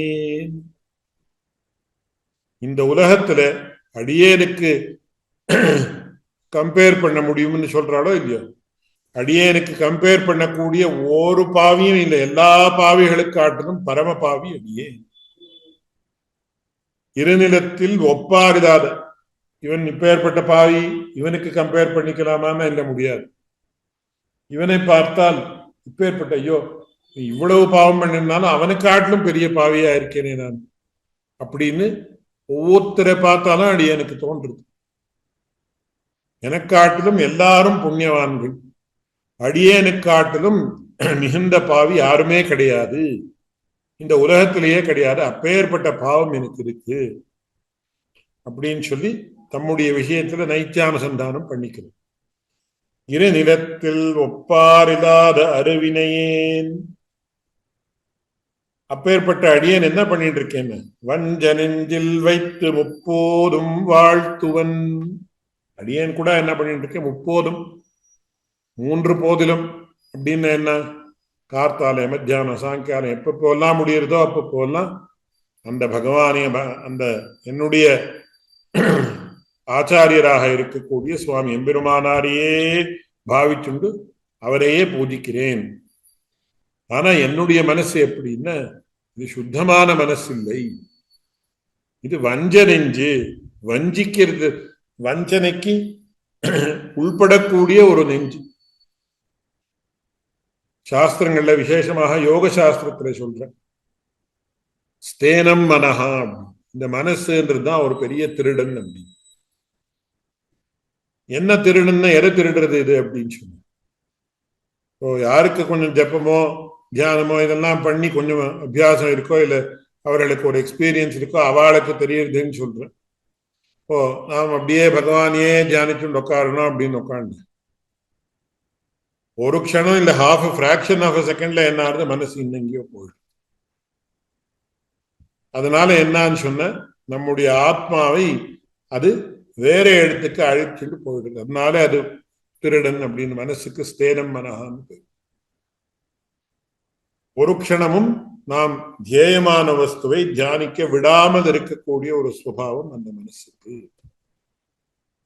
அந்த மனசை நாம கட்டுப்படுத்துறது தான் பெரிய விஷயம். எல்லா யோக சாஸ்திரத்திலையும், வேற வேதாந்த சாஸ்திரமாக இருக்கலாம், யோக சாஸ்திரமாக இருக்கலாம், எல்லா சாஸ்திரத்திலையும் அதுதான் சொல்லும். மன ஏவ மனுஷ்யானாம் காரணம் பந்த மோக்ஷயோ பந்தாய விஷயாசங்கி முக்தியை நிர்விஷயம் மன. லௌகிகமான விஷயங்கள், சப்தஸ்பர்ஷ ரூபரச கந்தங்கள், இந்த விஷயத்திலேயே ஆசக்தி இருக்கக்கூடியது. ஆசக்தி இருக்கிற மாதிரி பண்றது அந்த மனசு, இந்த ஆத்மாவுக்கு. அதனால பந்தாய விஷயாசங்கி, இந்த விஷய சுகங்களிலே ஆசக்தி ஏற்பட்டுவிட்டால் மனசுக்கு அது பந்தத்துக்கு காரணமாகும். முக்தியை நிர்விஷயம் மன, இந்த விஷயங்கள் எல்லாம் போயிடுத்துன்னா ஆட்டோமேட்டிக்கா அந்த மனசு பகவானுடைய பக்கத்துக்கு நம்மை இழுத்து கொண்டு போகுது. ஆனா என்னுடைய மனசு எப்படி, என்னுடைய நெஞ்சு எப்படின்னு, வஞ்ச நெஞ்சில் வைத்து பகவானே முப்பொழுதும் அந்த பகவத் ராமாந்திரியே சுவாமி எம்பெருமானாரியே அடியேன் முப்போதும் வாழ்த்துவன். ஆனா நான் என்ன பண்ணிட்டு இருக்கேன், வஞ்ச நெஞ்சில் வைத்து முப்போதும் வாழ்த்துவன். இதனால என்ன அப்படின்னு கேட்டேன், என்னாம் இது அவன் மொயம்புகழ்கே, அவன் மொயம்புகளுக்கு என்னாம் இது. ஐயோ, அப்பேற்பட்ட பகவத் ராமாந்தருடைய அந்த திவ்யமான கீர்த்தி இருக்கே, மொயம்புகழ், அந்த கீர்த்திக்கு என்ன தீங்கு வருமோ அடியேன் அவரை தியானிப்பதால அப்படின்னு ஒரு பரம நைச்சியத்தை காட்டுற. லௌகிக்கமா நாம சொல்லுவோம், ஏதோ ரொம்ப பவித்திரமான ஒரு பொருள் இருக்கு, இப்போ பிரசாதம், கோயில்ல இருந்து பெருமாள் நமக்கு செய்யற திவ்யமான பிரசாதம், அந்த பிரசாதத்தை யாரோ வந்து கொண்டு வைக்கிற, சுவாமி ஸ்வீகரியும் அப்படின்னு. யாரோ ஒருத்தர் யார் அந்த பிரசாதத்தை தொடக்கூடாதோ அவர்கள் தொட்டுட்டா என்ன பண்றோம் நாம்? ரொம்ப பிரசாதம், திவ்யமான பிரசாதம் தான், பெருமாள் செஞ்ச பிரசாதம் தான். ஆனா அது என்ன, அசிஷ்ட பரிகிரகம் ஏற்பட்டிருக்கு. சிஷ்டர்கள் அல்லாதவர்கள் அதை தொட்டுட்டார்கள், அதனால நமக்கு ஸ்வீகாரார்கள் நாம தியாகம் பண்ணிருக்கோம். இதுல கூட திரு முமுட்சுப்படியில கூட இந்த அஷ்டாட்சர மகாமந்திரத்தை அதனுடைய பெருமை சொல்லக்கூடிய சந்தர்ப்பத்தில் சுவாமி பிள்ளலோகாச்சாரியர் என்ன சாதிக்கிறாருன்னு, மற்ற மந்திரங்களாக இருக்கக்கூடிய துவாதசாட்சரி இத்தியாதிகளுக்கெல்லாம் அசிஷ்ட பரிகிரகமும் அபூர்த்தியும் உண்டு. சிஷ்ட அபரிகிரகம்னு சொல்ல, சிஷ்டர்கள் இதை ஸ்வீகரிக்கலன்னு அப்படி சொல்ல, அசிஷ்டர்களாக இருக்கக்கூடியவர்கள் இதை தொட்டுட்டார்கள், அதை ஸ்வீகரித்து விட்டார்கள். அதனால நாம் அதை தொடக்கூடாது, நாம் அதை ஸ்வீகரிக்க கூடாது, நமக்கு அது அனுபாதேயம் அப்படின்னு. அதனால ஒரு நல்ல பொருளாகவே இருந்தாலும் கூட யாரோ ஒருத்தர் அசிஷ்டராக இருக்கக்கூடியவர்கள் அதை ஸ்வீகரித்தாலும் அதை நாம் பயன்படுத்தி கொண்டால் அதுக்கு அசுத்தி ஏற்படும். இந்த மாதிரி இங்க சுவாமி திருவரங்கத்து முதலார் என்ன சொல்றாருன்னு, நம்முடைய அந்த நைச்சியம் எந்த அளவுக்கு இருக்குன்னு நாம யோசிக்கணும். அதாவது இந்த உலகத்திலேயே எனக்காட்டிலும் பரமபாவி யாருமே கிடையாது, இருநிலத்தில் ஒப்பாரில்லாத அருவினை. அப்பேற்பட்ட அவன், அப்பேற்பட்ட நான் எப்பொழுதும் பகவத் ராமானுஜரையே தியானித்துக் கொண்டிருந்தாலும் அதிலேந்து அவருடைய ஒரு பெருமைக்கு, அவருடைய ஒரு கீர்த்திக்கு என்ன தீங்கு ஏற்படுமோ அப்படின்னு. இப்போ லௌகிக்கமா இன்னும் ஒரு உதாரணத்தை காட்டல. இப்போ பெரிய ஒரு பிரைம் மினிஸ்டர் இருக்காருன்னு வச்சுக்கணும், அவரை யாரோ ஒரு ஃபங்க்ஷனுக்கு கூப்பிடுறேன். அப்ப முதல்ல அவன் என்ன பண்றான்னா, யார் யார் இருப்பா ஸ்டேட்ல, ஏதோ ஒரு ஆசிரமத்தை கூப்பிடலான்னு கூப்பிடுறான்னு வச்சுக்கோ. அவன் என்ன பண்ணுவான், ஃபர்ஸ்ட் அந்த ஆசிரமத்தை பத்தி ஒரு பேக்ரவுண்ட் செக் பண்ணுவான். ஏன்னா யாருக்காவது ஒரு பேட் ரெப்யூட்டேஷன் இருக்கிறவா அங்க ஸ்டேட்ல வந்துட்ட, அதனே இந்த பிரைம் மினிஸ்டருடைய ஒரு கீர்த்திக்கு ஹானி ஏற்படுது. நாளைக்கு யாரோ என்ன சொல்லலாம், அவரோட அசோசியேட் ஆயிருக்காருப்பா இவரு, அதனால இவரை எப்படி நாம ஏத்துக்கிறது அப்படின்னு கேள்வி வருதோ இல்லையோ. அந்த மாதிரி சுவாமி திருவரங்கத்தமிழ்தான் கேட்கிறார், என்னாமிதும் அவன் மொயம்புகழ்கே. பெரிய பெரிய மகாத்மாக்கள் சுவாமி எம்பெருமானாரை தியானிக்கிறார்கள். அப்பேற்பட்ட எம்பெருமானாரையே அடியேனும் தியானிக்கிறேன். ஆனா அடியேன் தியானிப்பதாலே இந்த எம்பெருமானாருடைய கீர்த்திக்கு என்ன தீங்கு ஏற்படுமோ அப்படின்னு ஒரு சிந்தையை வியக்தப்படுத்துறார் இந்த பாசுரத்துல. ரொம்ப அற்புதமான பாசுரம். இதுல ஒரு முக்கியமான விஷயத்தை அடியேன் விஞ்ஞாபிக்கணும்னு யோசிக்கிறேன். இந்த நைச்சானுசந்தானம் அப்படின்றது என்ன அப்படின்னு ரொம்ப பெரிய விஷயம். இப்போ நாம் என்ன நம்முடைய சம்பிரதாயத்துல உபன்யாசமோ ஏதோ பண்றவர்கள் என்ன சொல்றார்கள் சாதாரணமா அப்படின்னு, ஐயோ அடியனுக்கு ஒண்ணுமே தெரியாது, தெரியாமல் இருந்தாலும் ஏதோ 2 வார்த்தை பேசுறேன் அப்படின்னு லௌகிக்கமா பேசுறார்கள். ஆனா உள்ளுக்குள்ள அவளுக்கு மனசுல எல்லாம் தெரியும் தான் இருக்கு அப்படின்னு. இது அடியேன் சொல்றதுக்கு அடியனுக்கு அர்ஹதை கிடையாது. சுவாமி அண்ணங்கராச்சாரியர் தம்முடைய திருப்பாவை வியாக்கியானத்தை ஆச்சரியமா சாதிக்கிறார். ஒரு உபன்யாசத்துக்கு போற அவ என்ன சொல்லுவா அப்படின்னு, ஐயோ இப்பேற்பட்ட சுவாமி எங்கேயுமே நமக்கு கிடைக்க மாட்டார், இவருக்கு தெரியாத விஷயமே இல்லை, பெரிய மகாத்மா, எல்லா சாஸ்திரங்களையும் அறிந்தவர் அப்படி இப்படின்னு புகழ்றார்கள். உபன்யாசம் பண்றவர்கள் என்ன பண்றார்கள், ஐயோ எனக்கு எந்த சாஸ்திரமும் தெரியல சுவாமி, அடி எனக்கு ஒண்ணுமே தெரியாது, இதோ பெரியவாளுடைய ஆக்ஞையை வச்சுன்னு நான் 2 வார்த்தை சொல்றேன் அப்படின்னு சொல்றேன். ஆனா அவரை வேடிக்கையா சொல்லியிருக்காரு ஆச்சரியமா. இதையே மாத்தி சொல்லிவிட்டா சும்மா உபன்யாசம் பண்றவர்கள் சும்மா இருப்பார்களா அப்படின்னு அவர் கேட்கிறார் இந்த வியாக்கியானத்தில். எனக்கு ஒண்ணுமே தெரியாது சுவாமி, ஏதோ நாம கூட்டிருக்கோம் உபன்யாசம் பண்ற வந்திருக்காரு அப்படின்னு சொன்னார். யாராவது ஒத்துக்கிறாளா? என்ன சொன்னீர் சுவாமி, எனக்கு ஒன்னும் தெரியாதுன்னு சொன்ன, ஏன் கூப்பிட்டீர் அப்படின்னு கோவிச்சுண்டு எழுந்து போயிட மாட்டாளா அப்படின்னு எல்லாம் ஆச்சரியமா கேட்டிருக்கு. இதுல ஏன் நைச்சானுசந்தானம் பண்ணணும் அப்படின்னு ஒரு பெரிய, நமக்கு எல்லாம் தெரியும் மனசுல இருந்தாலும் கூட லௌகிகமான வெளி வார்த்தையில எனக்கு ஒன்றும் தெரியாதுன்னு சொல்லிக்கணும் அப்படின்னு சாதாரணமா ரொம்ப பேர் நினைக்கிறார்கள். ஆனா அந்த மாதிரி கிடையாது. அதற்கு ஆச்சரியமான ஒரு விஷயம், ஒரு கிரீக் பிலாசபர், பெரிய கிரீக் பிலாசபர் இருந்தான், அவனுடைய கதையில வரக்கூடிய ஒரு விஷயம், அந்த தேசத்துல இருக்கக்கூடிய மகான்கள் எல்லாம் ஒரு சமயத்துல சேர்ந்திருந்தாங்க. சேர்ந்திருந்த சந்தர்ப்பத்துல அவள்தான் கேட்டாலும், இந்த கிரீக் நாட்டிலேயே யாரு பெரிய சர்வஜன்னு நாம யாரை சொல்லலாம், எல்லாருக்காட்டிலும் பெரிய அறிவாளி யாரு?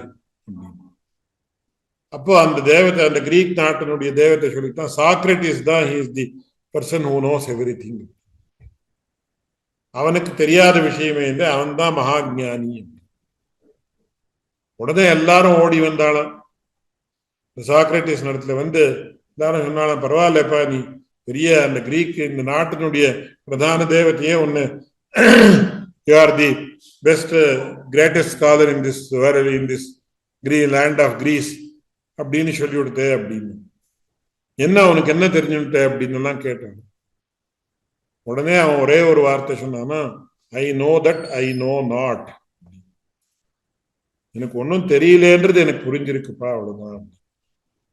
இதுதான் உபனிஷத்துலயும் சொல்றது, எஸ்யா மதம் தஸ்ய மதம் மதம் யஸ்ய ந வேதஸஹ அவிஜ்ஞாதம் விஜானதாம் விஜ்ஞாதம் அவிஜானதாம்.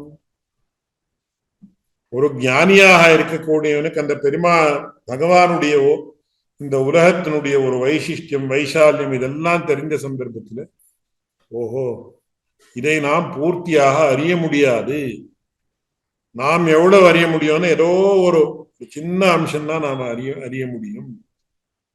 ஏன்னா அபரிமிதமாக இருக்கக்கூடிய பகவத் ஸ்வரூபத்தை பரிமிதமான இந்த புத்தி கிரகிக்காது. அப்படின்னு யாருக்கு தெரியுது? என்ன பகவத் சாட்சா்காரம் ஏற்பட்டவர்களுக்கு தான் தெரியும். பகவத் சாட்சா்காரம் ஏற்படாமல் இருக்கக்கூடிய அடியோங்களுக்கு என்ன தெரியுமே, என்ன புது விஷயம் இருக்கு, வைகுண்டம் சரி பகவான் எல்லாம் தெரிஞ்சு கொடுத்த, இனிமே என்ன அப்படின்னு தோணும். அதனால யாருக்கு அந்த பகவத் சாட்சா்காரம் ஏற்பட்டிருக்கோ அவர்களுக்கு என்ன தெரியும், ஐயோ அச்சிந்தியம் பிரம்மணோ ரூபம் கஸ்தத்வேதித்தும் அர்ஹதி. யாருக்குமே புரியாது அப்படின்னு புரிஞ்சுக்க முடியாதுன்றது புரிஞ்சதுக்கு அப்புறம் தான் தெரியும். அதனால எல்லாம் புரிஞ்சிருக்கிறவர்கள் என்ன சொல்றார்கள், ஐயோ நமக்கு ஒண்ணுமே தெரியலையே, ஒண்ணுமே புரியாதும், இதெல்லாம் பெரிய விஷயம் என்ன, எல்லாம் நமக்கு புரிஞ்சாச்சுப்பா, இதெல்லாம் யோசனை பண்ணி வச்சாச்சு அப்படின்ற. யாருக்கு அந்த பகவத் சாட்சா்காரமோ ஆச்சாரியருடைய ஒரு சாட்சா்காரமோ ஏற்பட்டு அவர்களுடைய ஒரு திவ்யமான விஷயம் புரியுதோ அவர்கள் என்ன சொல்லிக்கோ, ஒண்ணுமே புரியலையே, நான் ஒரு பெரிய பாவி, அதனாலதானே எனக்கு சரியான ஞானம் பூர்த்தியா பகவத் சாட்சா்காரம் ஏற்படாமல் இருக்கு அப்படின்னு தெரியுது. அப்போ அவர்களுக்கு ஆட்டோமேட்டிக்கா அவர்களுக்கு என்னன்னா, ஐயோ எனக்கு ஒன்றும் தெரியலையேப்பா அப்படின்னு. அந்த திருஷ்டியில நைச்சியம் அப்படின்றது சகஜமாக ஏற்படணுமே தவிர, சுவாமி அண்ணங்கராச்சார் சாதித்தபடி என்ன சாதித்தார்னா, அதான் நமக்கு எல்லாம் தெரியும்னு மனசுல வச்சுண்டு ஒன்னும் தெரியாதுன்னு நாம சொல்றோம். இந்த உபன்யாசக்கரை இன்ட்ரடியூஸ் பண்றவர்கள் இவருக்கு என்ன தெரியும், இருந்தாலும் ஏதோ ஸ்டேஜ்ல நாம 2 வார்த்தை சொல்லணும் அப்படின்னு சொல்லி இவருக்கு தெரியாத விஷயமே கிடையாதுன்னு சொல்லி அவர்கள் கொள்றார்கள். இது ரெண்டும் தப்பு அப்படின்றதுதான் இங்க ஆச்சரியமான விஷயம். அப்படி திருவரங்க தமுதனாருக்கு அவருக்கு தெரியும், ஐயோ ஆச்சாரிய வைபவம் அபரிமிதமானது, அந்த அபரிமிதமான வைபவத்தை புரிஞ்சு கொள்ள முடியாமல் இருக்கக்கூடியவன் நான், எனக்காட்டிலும் பாவிகள் யார் அப்படின்னு அவருக்கு சகஜமா அவருடைய மனசுல ஏற்பட்டிருக்கக்கூடிய ஒரு பாவனை. அதை வச்சுட்டு அவர் என்ன சொல்றார் அப்படின்னா, வஞ்சனெஞ்சில் வைத்து முப்போதும் வாழ்த்துவன் அவர் ஒப்பாரில்லாத அருவினையேன். எனக்கு சமானமாக பாவியே கிடையாது. அப்பேற்பட்ட நான் என்னுடைய கபட்ட ஹிருதயத்துல எப்பொழுதும் சுவாமி எம்பெருமானாரை நினைச்சுட்டே இருக்கேன். ஆனா என்னாம் இதும் அவன் மொயம்புகழ்கே, அவருடைய அந்த சுவாமி எம்பெருமானாருடைய ஒரு புகழுக்கு என்ன தீங்கு ஏற்படுமோ அப்படின்னு சொல்லி தம்முடைய அந்த ஒரு பரம நைச்சியத்தினுடைய பராகாஷ்டியை இங்கே காட்டுறேன். வைப்பாயவான் பொருளென்னு நல்லன்பர் மனத்தகத்தே எப்போதும் வைக்கும் இராமானுஷனை இரநிலத்தில் ஒப்பாரில்லாத அருவினையேன் வஞ்ச நெஞ்சில் வைத்து முப்போதும் வாழ்த்துவன் என்னாமிதும் அவன் மைம்புகழ்கே. ஸ்ரீமதே ராமானுஜாய நமஹ. 24ஆம் பாட்டு. மொய்த்தவன் தீவினையால் பல்லுடல் தொறும் மூத்து அதனால் எய்த்தொழிந்தேன் முனநாள்களெல்லாம் இன்று கண்டுயர்ந்தேன் பொய்த்தவம் போத்தும் புலச்சமயங்கள் நிலத்தவிய கைத்தமெஞ்ஞானத்து ராமானுஷன் என்னும் கார்தன்னையே. முன்னாடி 23வது பாசுரத்துல இப்பேற்பட்ட மகிமாதிசயத்தை உடையரான சுவாமி எம்பெருமானாரை ஸ்துதிப்பதற்கு அடியேனுக்கு எந்த அருகதையும் இல்லையே அப்படின்னு சுவாமி திருவரங்க தமுதனார் தம்மை பற்றி தாமே சொல்லிக் கொள்ளுகிறார்.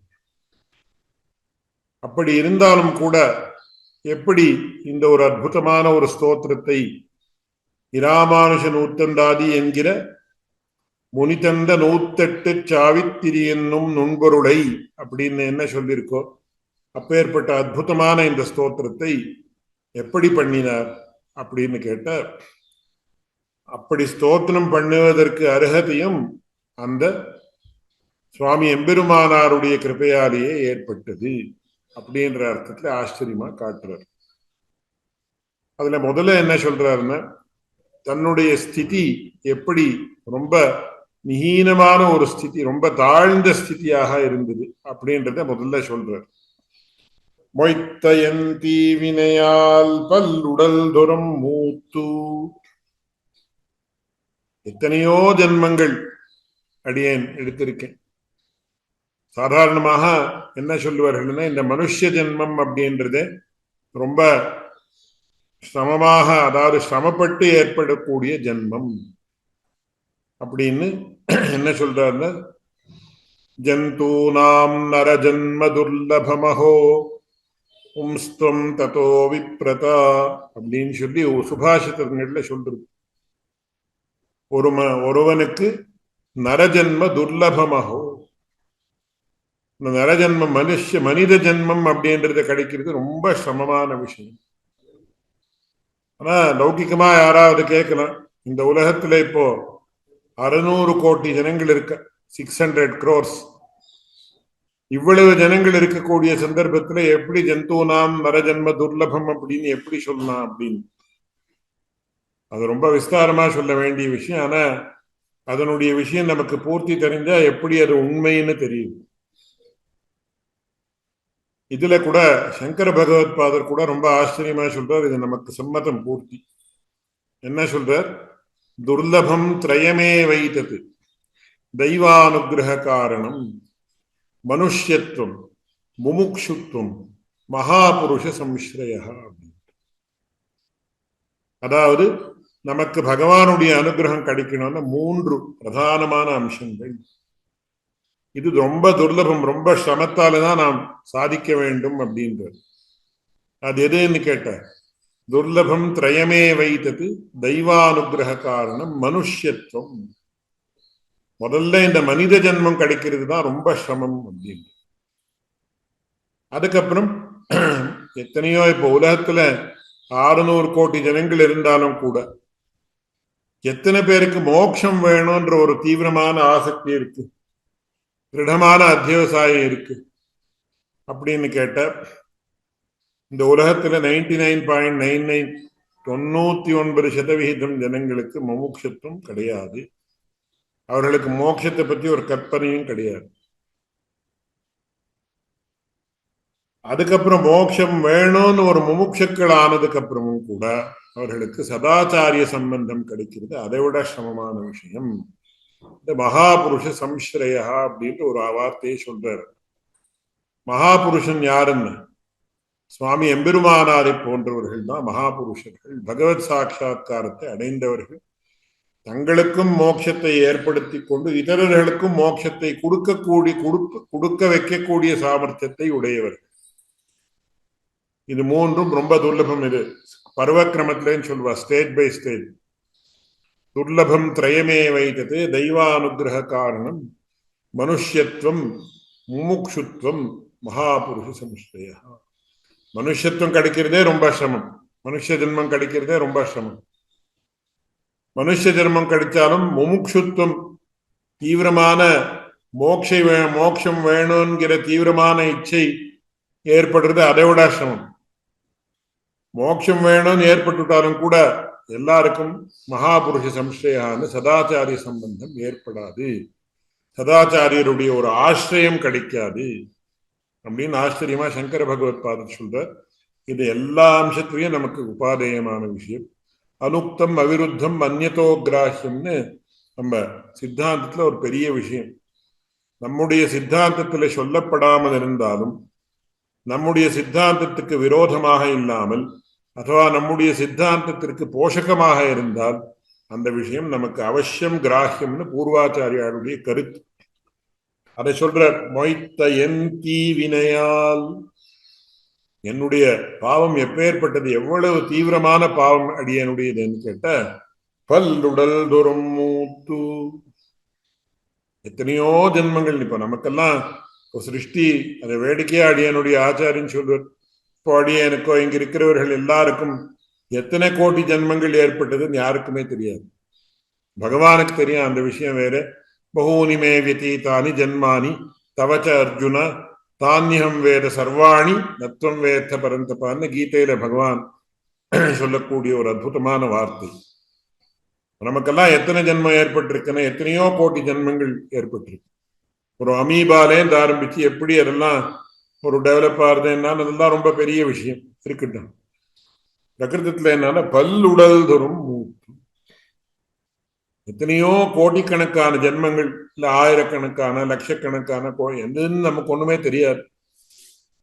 அப்படி மூத்து அதனால் எய்த்தொழிந்தேன், அதுல இருந்து ரொம்ப சிரமப்பட்டு போனேன். என்ன எத்தனையோ புனரப்பி ஜனனம், புனரப்பி மரணம், புனரப்பி ஜனனி ஜடரே சயனம், இஹ சம்சாரே பகு துஸ்தாரே கிருபயா பாரே பாஹி முராரேன்னு சங்கராச்சாரியருடைய இன்னொரு வார்த்தை, ஆச்சரியமான வார்த்தை, எல்லாருக்கும் அன்வயிக்கக்கூடிய வார்த்தை.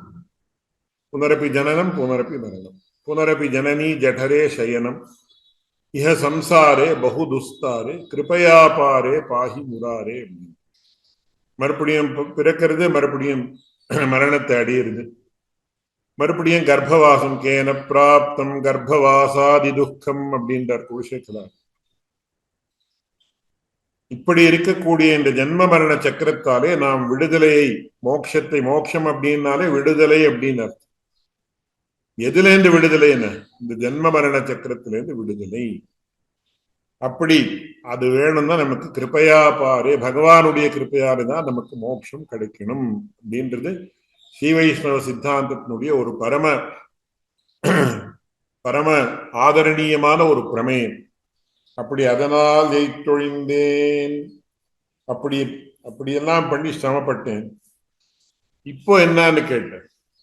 புனநாள்களெல்லாம் அப்படின்னு சொல்லி பொய்த்தவம் போத்தும் புலச்சமயங்கள் நிலத்தவிய கைத்த மெஞ்ஞானத்திராமானுஷன். இப்படி இருக்கக்கூடிய சந்தர்ப்பத்துல அடியனுக்கு பகவத் ராமானுடைய ஒரு சம்பந்தம் ஏற்பட்டது, சுவாமி எம்பெருமானாருடைய ஒரு சம்பந்தம் ஏற்பட்டது.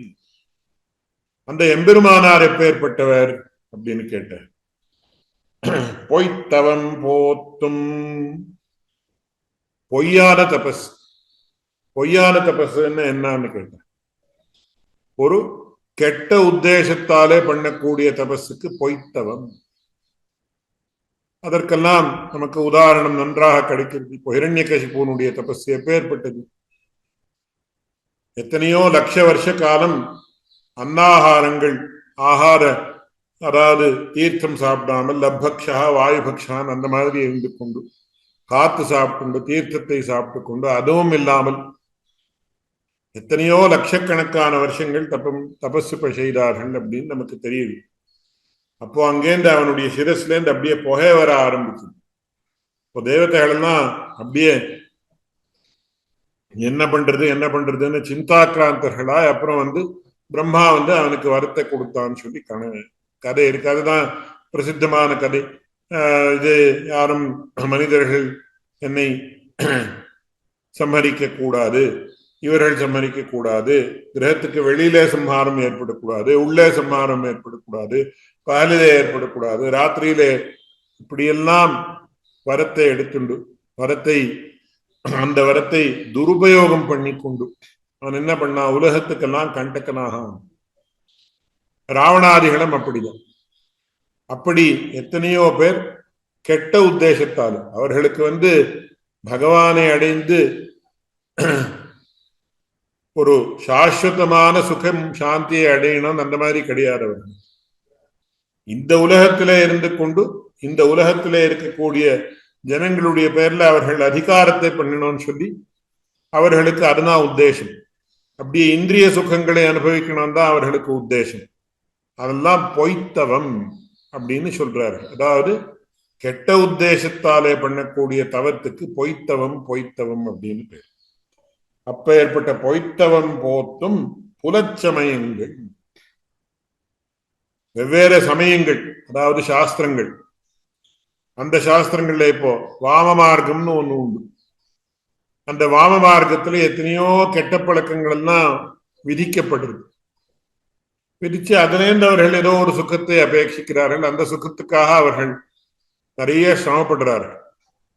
அப்பேற்பட்ட எத்தனையோ சமயங்கள் எல்லாம் இருக்கு. அந்த சமயங்கள் எதுன்னா வேத பாக்கியமான சமயங்கள் அப்படின்னு நம்ம இதுல சொல்றோம். அப்போ பௌத்தர்கள், ஜெயினர்கள் அந்த மாதிரி பண்ணினார்களான நமக்கு அதற்கு வேற விதமான விஷயங்கள் எல்லாம் இந்த ஒவ்வொரு சாஸ்திரத்தையும் நாம் ஆழ்ந்து பார்த்தால்தான் நமக்கு அந்த விஷயங்கள் எல்லாம் தெரியும்.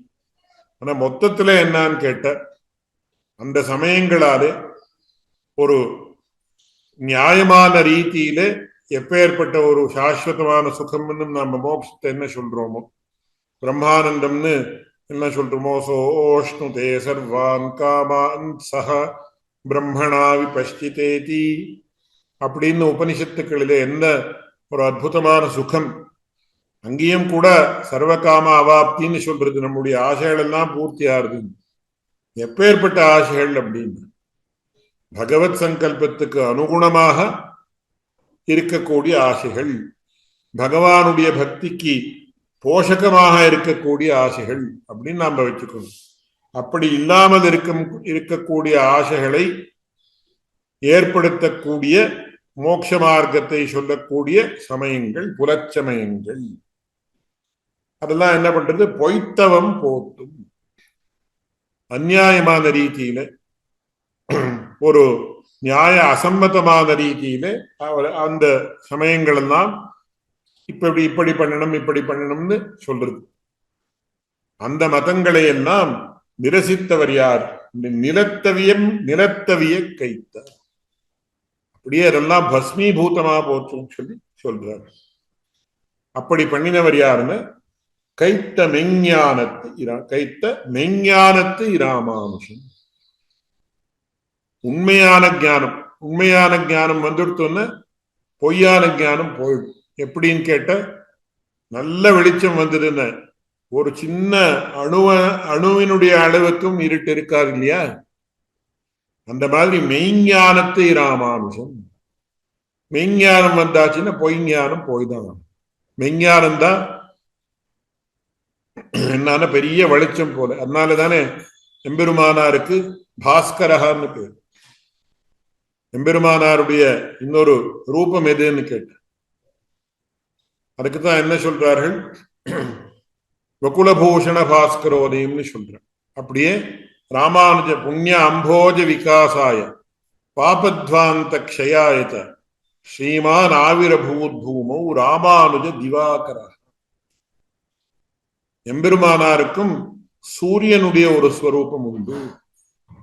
சூரியன் என்ன பண்றான் அப்படின்னு கேட்ட, அந்தகாரத்தை எல்லாம் போக்கிடும். ஒரு அணு அளவுக்கு கூட அந்தகாரம் இருக்க முடியாது, அந்த மாதிரி பண்ணிடும். அப்படி நம்ம சுவாமி எம்பெருமானார் என்ன பண்ணார்?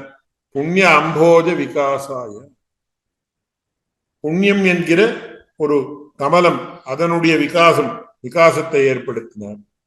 அப்படியே பாபத்வாந்த க்ஷயாயத, பாவம் என்கிற இருட்டை போக்கடித்தார். அப்பேற்பட்ட ராமானுஜ திவாகரஹா அப்படின்னு எப்படி சொல்றோமோ, அந்த திவாகரஹான்னு சொல்றது என்னன்னா ஞானத்தினுடைய பிரதீகம். ஞானம் அப்படின்றது எப்பொழுதும் அது வெளிச்ச ரூபமாக இருக்கும். அஜ்ஞானம் எப்பொழுதும் அந்தகார ரூபமாக இருக்கும். அப்படி அஜ்ஞானம் என்கிற அந்தகாரத்தை போக்கி ஞானம் என்கிற வெளிச்சத்தை ஏற்படுத்திட கைத்த மெய்ஞானத்து இராமானுஜன். இந்த பகவத் ராமானுஜர் எப்பேற்பட்டவர் அப்படின்னா, இன்னும் கார்தன்னை அப்படின்னு சொன்ன ஒரு கார்மோணம்னு கன்னடத்துல சொல்லுவார். அதாவது கருப்பாக இருக்கக்கூடிய மேகம். அந்த கருப்பா இருக்கக்கூடிய மேகத்தினுடைய விசேஷம் என்னன்னா, அதுல அப்படியே ஜலம் நிறைஞ்சிருக்கணும். அது அப்படியே நேர ஜலத்தை வர்ஷிக்கிறது, தாராகாரமாக ஜலத்தை வர்ஷிக்கிறது. வெளுப்பாக இருக்கக்கூடிய மோடமோ, அதாவது மேகமோ, இல்ல வேற ஒரு வர்ணம் இருக்கக்கூடிய மேகமோ அந்த மாதிரி ஜலத்தை வர்ஷிக்காது. அதுக்குதான் பகவானான கண்ணனுக்கு நீலமேகஷ்யாமகான்னு சொல்லுவோம். அதாவது கருப்பான மேகம் போன்ற இருக்கக்கூடிய ஒரு நிறம் அந்த பகவானுடைய திவ்யமங்கள விக்கிரகத்திற்கு.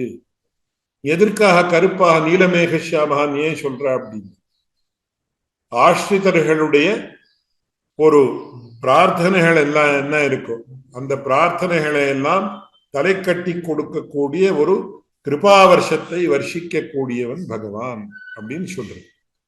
அந்த மாதிரி பகவத் ராமானுஜர் சுவாமி எம்பெருமானார் அவருடைய ஒரு ஸ்வரூபம் என்னான்னு, அவரும் கூட ஒரு பெரிய அதாவது ஒரு பெரிய அற்புதமான கருப்பான மேகம். அவர் என்ன பண்ற, தம்முடைய கிருபாவர்ஷத்தாலே நம்முடைய அனிஷ்டங்களை எல்லாம் போக்கி, நம்முடைய பாவங்களை எல்லாம் போக்கி நமக்கு உஜ்ஜீவனத்தை ஏற்படுத்தி கொடுக்கிறார். அதனால முதல் அர்த்தத்துல என்ன சொல்றார் அப்படின்னா, மொய்த்த என் தீவினையால் பல்லுடல் துரும் மூத்து அதனால் எய்தொழிந்தேன். இப்படி ரொம்ப ஹீனமான ஸ்திதியில இருந்த ஆனா அந்த சமயத்துல எனக்கு என்ன ஆச்சுன்னு சொன்ன, பொய்த்தவம் போத்தும் புலச்சமயங்கள் நிலத்தவிய கைத்தமெஞ்ஞான திராமானுஜன் என்னும் கார்த்தன்னையே இன்று கண்டு உயர்ந்தேன் அப்படின்னு, இன்று கண்டு உயர்ந்தேன் அப்படின்னு சொல்லி இருக்கக்கூடியது 2வது பாதத்துல, அதாவது 2வது லைன்ல கடைசியில இருக்கு. அந்த என்னும் இராமானுஜன் என்னும் கார்தன்னையே கண்டு உயர்ந்தேன் அப்படின்னு அன்வயம் பண்ணிக்கணும். சாதாரணமா என்ன சொல்லுவான்னா, சம்ஸ்கிருத பாஷையில ஒரு பத்தியம்னு எடுத்துட்டா, ஒரு பொயம் அப்படின்னு எடுத்துட்டா பதங்கள் வேற வேற இடத்துல இருக்கும். அதையெல்லாம் நாம ப்ரோஸ் ஆர்டர்ன்னு சொல்லி அன்வயிக்கிறதுன்னு சம்ஸ்கிருதத்துல பேர். அன்வயான்னு சொல்லுவா. இங்கிலீஷ்ல கான்ஸ்ட்ரூன்னு சொல்லுவாரு. அதாவது அர்த்தத்துக்கு அனுகுணமாக நாம் அந்த பதங்களை யோஜனம் பண்ணிக்க வேண்டும். இந்த ஒரு தமிழ் பத்தியத்திலையும் அப்படிதான். இன்று கண்டு உயர்ந்தேன் அப்படின்னு 2வது லைன்லயே வந்துடுது. ஆனா அது கிரியாபதமாக இருக்கிறபடியாலே சர்வம் வாக்கியம் கிரியாயாம் பரிசமாப்பியத்தைன்னு சொல்லி சம்ஸ்கிருதத்துல நியமம். அந்த நியமம் இங்கேயும் அன்வயிக்கிறது. இராமானுஷன் என்னும் கார்தன்னையே இன்று கண்டு உயர்ந்தேன் அப்படின்னு நாம் அன்வயம் பண்ணிக்க வேண்டும். அப்படி இப்பேற்பட்ட கைத்த விஞ்ஞானத்து இராமானுஷன் என்னும் கார்தன்னையை கண்டு உயர்ந்தேன். அதாவது இப்பேற்பட்ட பரம பாப்பியாக இருந்த அடியேன் இப்பேற்பட்ட எல்லா துஷ்டமான சாஸ்திரங்களை எல்லாம் நிரசித்து சச்சாஸ்திரங்களை எல்லாம் பிரதிஷ்டாபிதமாக பண்ணி நமக்கு கிருபாதாரையை வர்ஷிக்கக்கூடிய சுவாமி எம்பெருமானார் என்கிற மகாமேகத்தை கண்டு அதை அனுபவித்து அடியேன் உயர்ந்தேன், அடியேன் உஜ்ஜீவித்தேன், எனக்கு உஜ்ஜீவனம் ஏற்பட்டது அப்படின்னு சொல்லி இப்பேற்பட்ட காரணத்தாலே அடியேனுக்கு பகவத் ராமானுஜரை ஸ்தோத்திரம் பண்ணக்கூடிய ஒரு அருகதை உண்டு அப்படின்னு ஸ்தாபிக்கிறார். ரொம்ப அற்புதமான பாசுரம். எல்லா பாசுரங்களும் அற்புதமான பாசுரம் தான். இந்த பாசுரமும் ரொம்ப பரமாத்புதமான பாசுரம்னு வச்சுக்கணும்.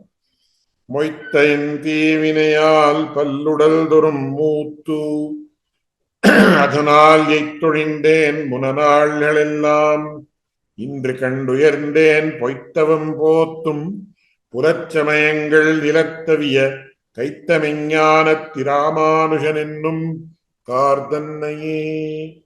ஸ்ரீமதே ராமானுஜாய நமஹ. 25வது பாசுரம். காரே கருணை ராமானுஷா இக்கடலிடத்தில் ஆரே அறிபவர் நின்னருளின் தன்மை அல்லலுக்கு நேரே உறைவிடம் நான் வந்து நீ என்னை உய்த்த பின் உன்சீரே உயிர்க்குயிராய் அடியேற்கின்னு தித்திக்குமே. இதுவும் ரொம்ப அற்புதமான ஒரு பாசுரம்.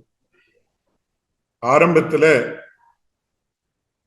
தம்முடைய சர்வஸ்வமாக இருக்கக்கூடிய சுவாமி எம்பெருமானாரை நேராக சம்போதனம் பண்ற. காரே கருணை ராமானுஷா. சில பாசுரங்கள்ல நேராக விஷயத்தை சாதிக்கிறார். இந்த பாசுரத்துல சுவாமி எம்பெருமானாரைய சம்போதனம் பண்ற. சம்போதனம் அப்படின்னா நேராக அவருடைய திருநாமத்தை கீர்த்தனம் பண்ணி அவரை உத்தேசிச்சு பேசுறது. இதான் சம்போதனம்னு சம்ஸ்கிருதத்துல பேர். காரியை கருணை அப்படின்னு சொல்லி பகவத் ராமானுஜர் எப்பேற்பட்டவர் அப்படின்னா, ஸ்தல ஜல விபாகம் பாராதே வருஷிக்கும் மேகம் போதே சர்வ விஷயமாக உபகரிக்கும் கிருபையை உடைய ராமானுஜரே அப்படின்னு சொல்ற. அதாவது ஒரு மேகம் வர்ஷிக்கிற சந்தர்ப்பத்துல இந்த இடத்துக்குத்தான் இந்த தீர்த்தம் விழணும், இந்த இடத்துக்கு விழக்கூடாது அப்படின்னு அதை ஏதாவது பேதம் பண்றதா? எந்த பேதமும் பண்றது கிடையாது. அப்படி நம்முடைய பூர்வாச்சாரியர்கள் அதுல விசேஷமாக சுவாமி எம்பெருமானார் எப்பேற்பட்டவர் அப்படின்னா, எல்லா இடத்திலையும் தம்முடைய நிரேதுக்கமான கிருப்பையை வர்ஷிக்கிறார். இன்னொரு முக்கியமான விஷயம், நம்முடைய பூர்வாச்சாரியர்கள் இந்த இடத்துல என்ன வியாக்கியானத்துல காட்டுறார்கள் அப்படின்னு சர்வ விஷயமாக உபகரிக்கும் அப்படின்னு. அதாவது சில பேர் என்ன நினைப்பான்னு, நாம் ஆச்சாரியன் இடத்துல போனால், பகவான் இடத்துல போனால் லௌகிகமான விஷயங்களை கேட்கக்கூடாது, மோட்சத்தை தான் நாம் பிரார்த்திக்கணும் அப்படின்னு. ஸ்ரீ வைஷ்ணவ சம்பிரதாயத்துல ஒரு முக்கியமான ஒரு கருத்து என்னன்னு கேட்ட, உடம்பு சரியா இல்லைன்னு வச்சுக்கணும், இந்த உடம்பை சரிப்படுத்தி கொடு, வியாதியை குணம் பண்ணுன்னு நம்ம கேட்கக்கூடாது, அது பகவானுக்கே சேர்ந்தது அப்படின்னு சொல்லி ஒரு பாரமைகாந்திய தர்மத்தினுடைய ஒரு பராகாஷ்டைன்னு சொல்லுவோம். லௌகிகமான எந்த பலத்தையும் நாம் நம்முடைய ஆச்சாரியர்களிடத்திலேயோ பகவானிடத்திலேயோ வேண்டக்கூடாது. ஆனால் சில பேர் லௌகிகமான பலத்தையும் கேட்பார்கள். இந்த லௌகிகமான பலத்தை கேட்கறதுக்கும் கூட நாம் பகவானிடத்துல போக வேண்டியது. அந்த லௌகிகமான பலத்தையும் நாம் பகவத் ராமானுஜரிடத்திலேயே கேட்கலாம், எந்த தோஷமும் கிடையாது. அதனாலதான் பகவத்கீதையில பகவானான கண்ணன் ஒரு வார்த்தையை சொல்றான், உதாரா சர்வ ஏவைதே ஞானீத்வாத்மைவமே மதம் சதுர்விதா பஜந்தே மாம் ஜனாஸ் சுக்ருதினோர்ஜுனா ஆர்த்தஹ ஜிக்ஞாசு அர்த்தார்த்தி ஞானீ ச பரதர்ஷபா. ஆர்த்தகான்னு சொன்ன நஷ்டைஸ்வரிய காமின்னு சுவாமி எம்பெருமானார் வியாக்கியானம் பண்றார். அப்படியே அர்த்தார்த்தி, அர்த்தம் அப்படின்னா பொருள்கள், லௌகிகமான பலங்கள். இந்த லௌகிகமான பலத்தையும் உத்தேசிச்சு என்னிடத்துல ஸ்தோத்திரம் பண்றார்கள், என்னை பஜிக்கிறார்கள், என்னிடத்துல பக்தி காட்டுறார்கள் அப்படின்னு சொல்லி பகவானான கண்ணன் என்ன சொல்றாருன்னா, உதாரா சர்வையே வைத்து, இவர்கள் 4 பேருக்கும் கூட உதாரர்கள் அவர்களை புகழ்றார். என்னிடத்துல என் லௌகிகமான பலத்தை கேட்டான், என்னிடத்துல கைவல்யத்தை ஏன் கேட்டான்னு அவர்களுடைய விஷயத்திலே திரஸ்கார பாவனையை காட்டுறது கிடையாது. அப்படி பகவத் ராமானுஜரிடத்திலையும் நமக்கு ஒருவேளை ஏதோ ஒரு லௌகிகமான ஆசை இருந்தால் அதை நாம் நேரா உடையவரிடத்திலேயே போய் கேட்கலாம், எந்த தப்பும் கிடையாது. அதனாலதான் இங்க என்ன சொல்றார்கள் வியாக்கியாத்தாக்கள் அப்படின்னா, சர்வ விஷயமாக உபகரிக்கும் கருணை உடையவர் பகவத் ராமானுஜர் சுவாமி எம்பெருமானார் அப்படின்னு சொல்லி அதையே வச்சு சுவாமி எம்பெருமானாரை சம்போதிக்கிறார் சுவாமி திருவரங்கத்தமுதனார். காரே கருணை ராமானுஷா, இக்கடலிடத்தில் ஆரே அறிபவர் மின்னருளின் தன்மை. உன்னுடைய அருள் கிருபா, அந்த கிருபை எப்பேற்பட்டது, அது ஒரு பெரிய சமுத்திரம் போல. அந்த அற்புதமான கிருபையினுடைய தன்மை, அதனுடைய வைபவத்தை இக்கடலிடத்தில் ஆரே அறிபவர். இந்த கடலிடம் அப்படின்னா இந்த உலகம். இந்த உலகத்துல உன்னுடைய கிருபையினுடைய பெருமையை, அதனுடைய வைபவத்தை யார் தானே அறிய முடியும் அப்படின்னா என்ன அர்த்தம் அப்படின்னா, யாரும் அறியவே முடியாது. இன்னொரு திருஷ்டாந்தம், யார் அறிய முடியும் அப்படின்னு அறியவே முடியாது என்றது இருக்கு. உபதேச ரத்ன மாலையில சுவாமி மணவாள மாமுனிகள் சாதிக்கிறார், 6 வச்சன பூஷணத்தின் ஆள் பொருளெல்லாம் அறிவார், ஆரது சொல் நேரில் அனுட்டிப்பார் அப்படின்னு. யாருமே இல்லை, யார் அறிய முடியும் அப்படின்னு. அச்சிந்தியம் பிரம்மணோ ரூபம் கஸ்தத்வேதி துமர்ஹதி.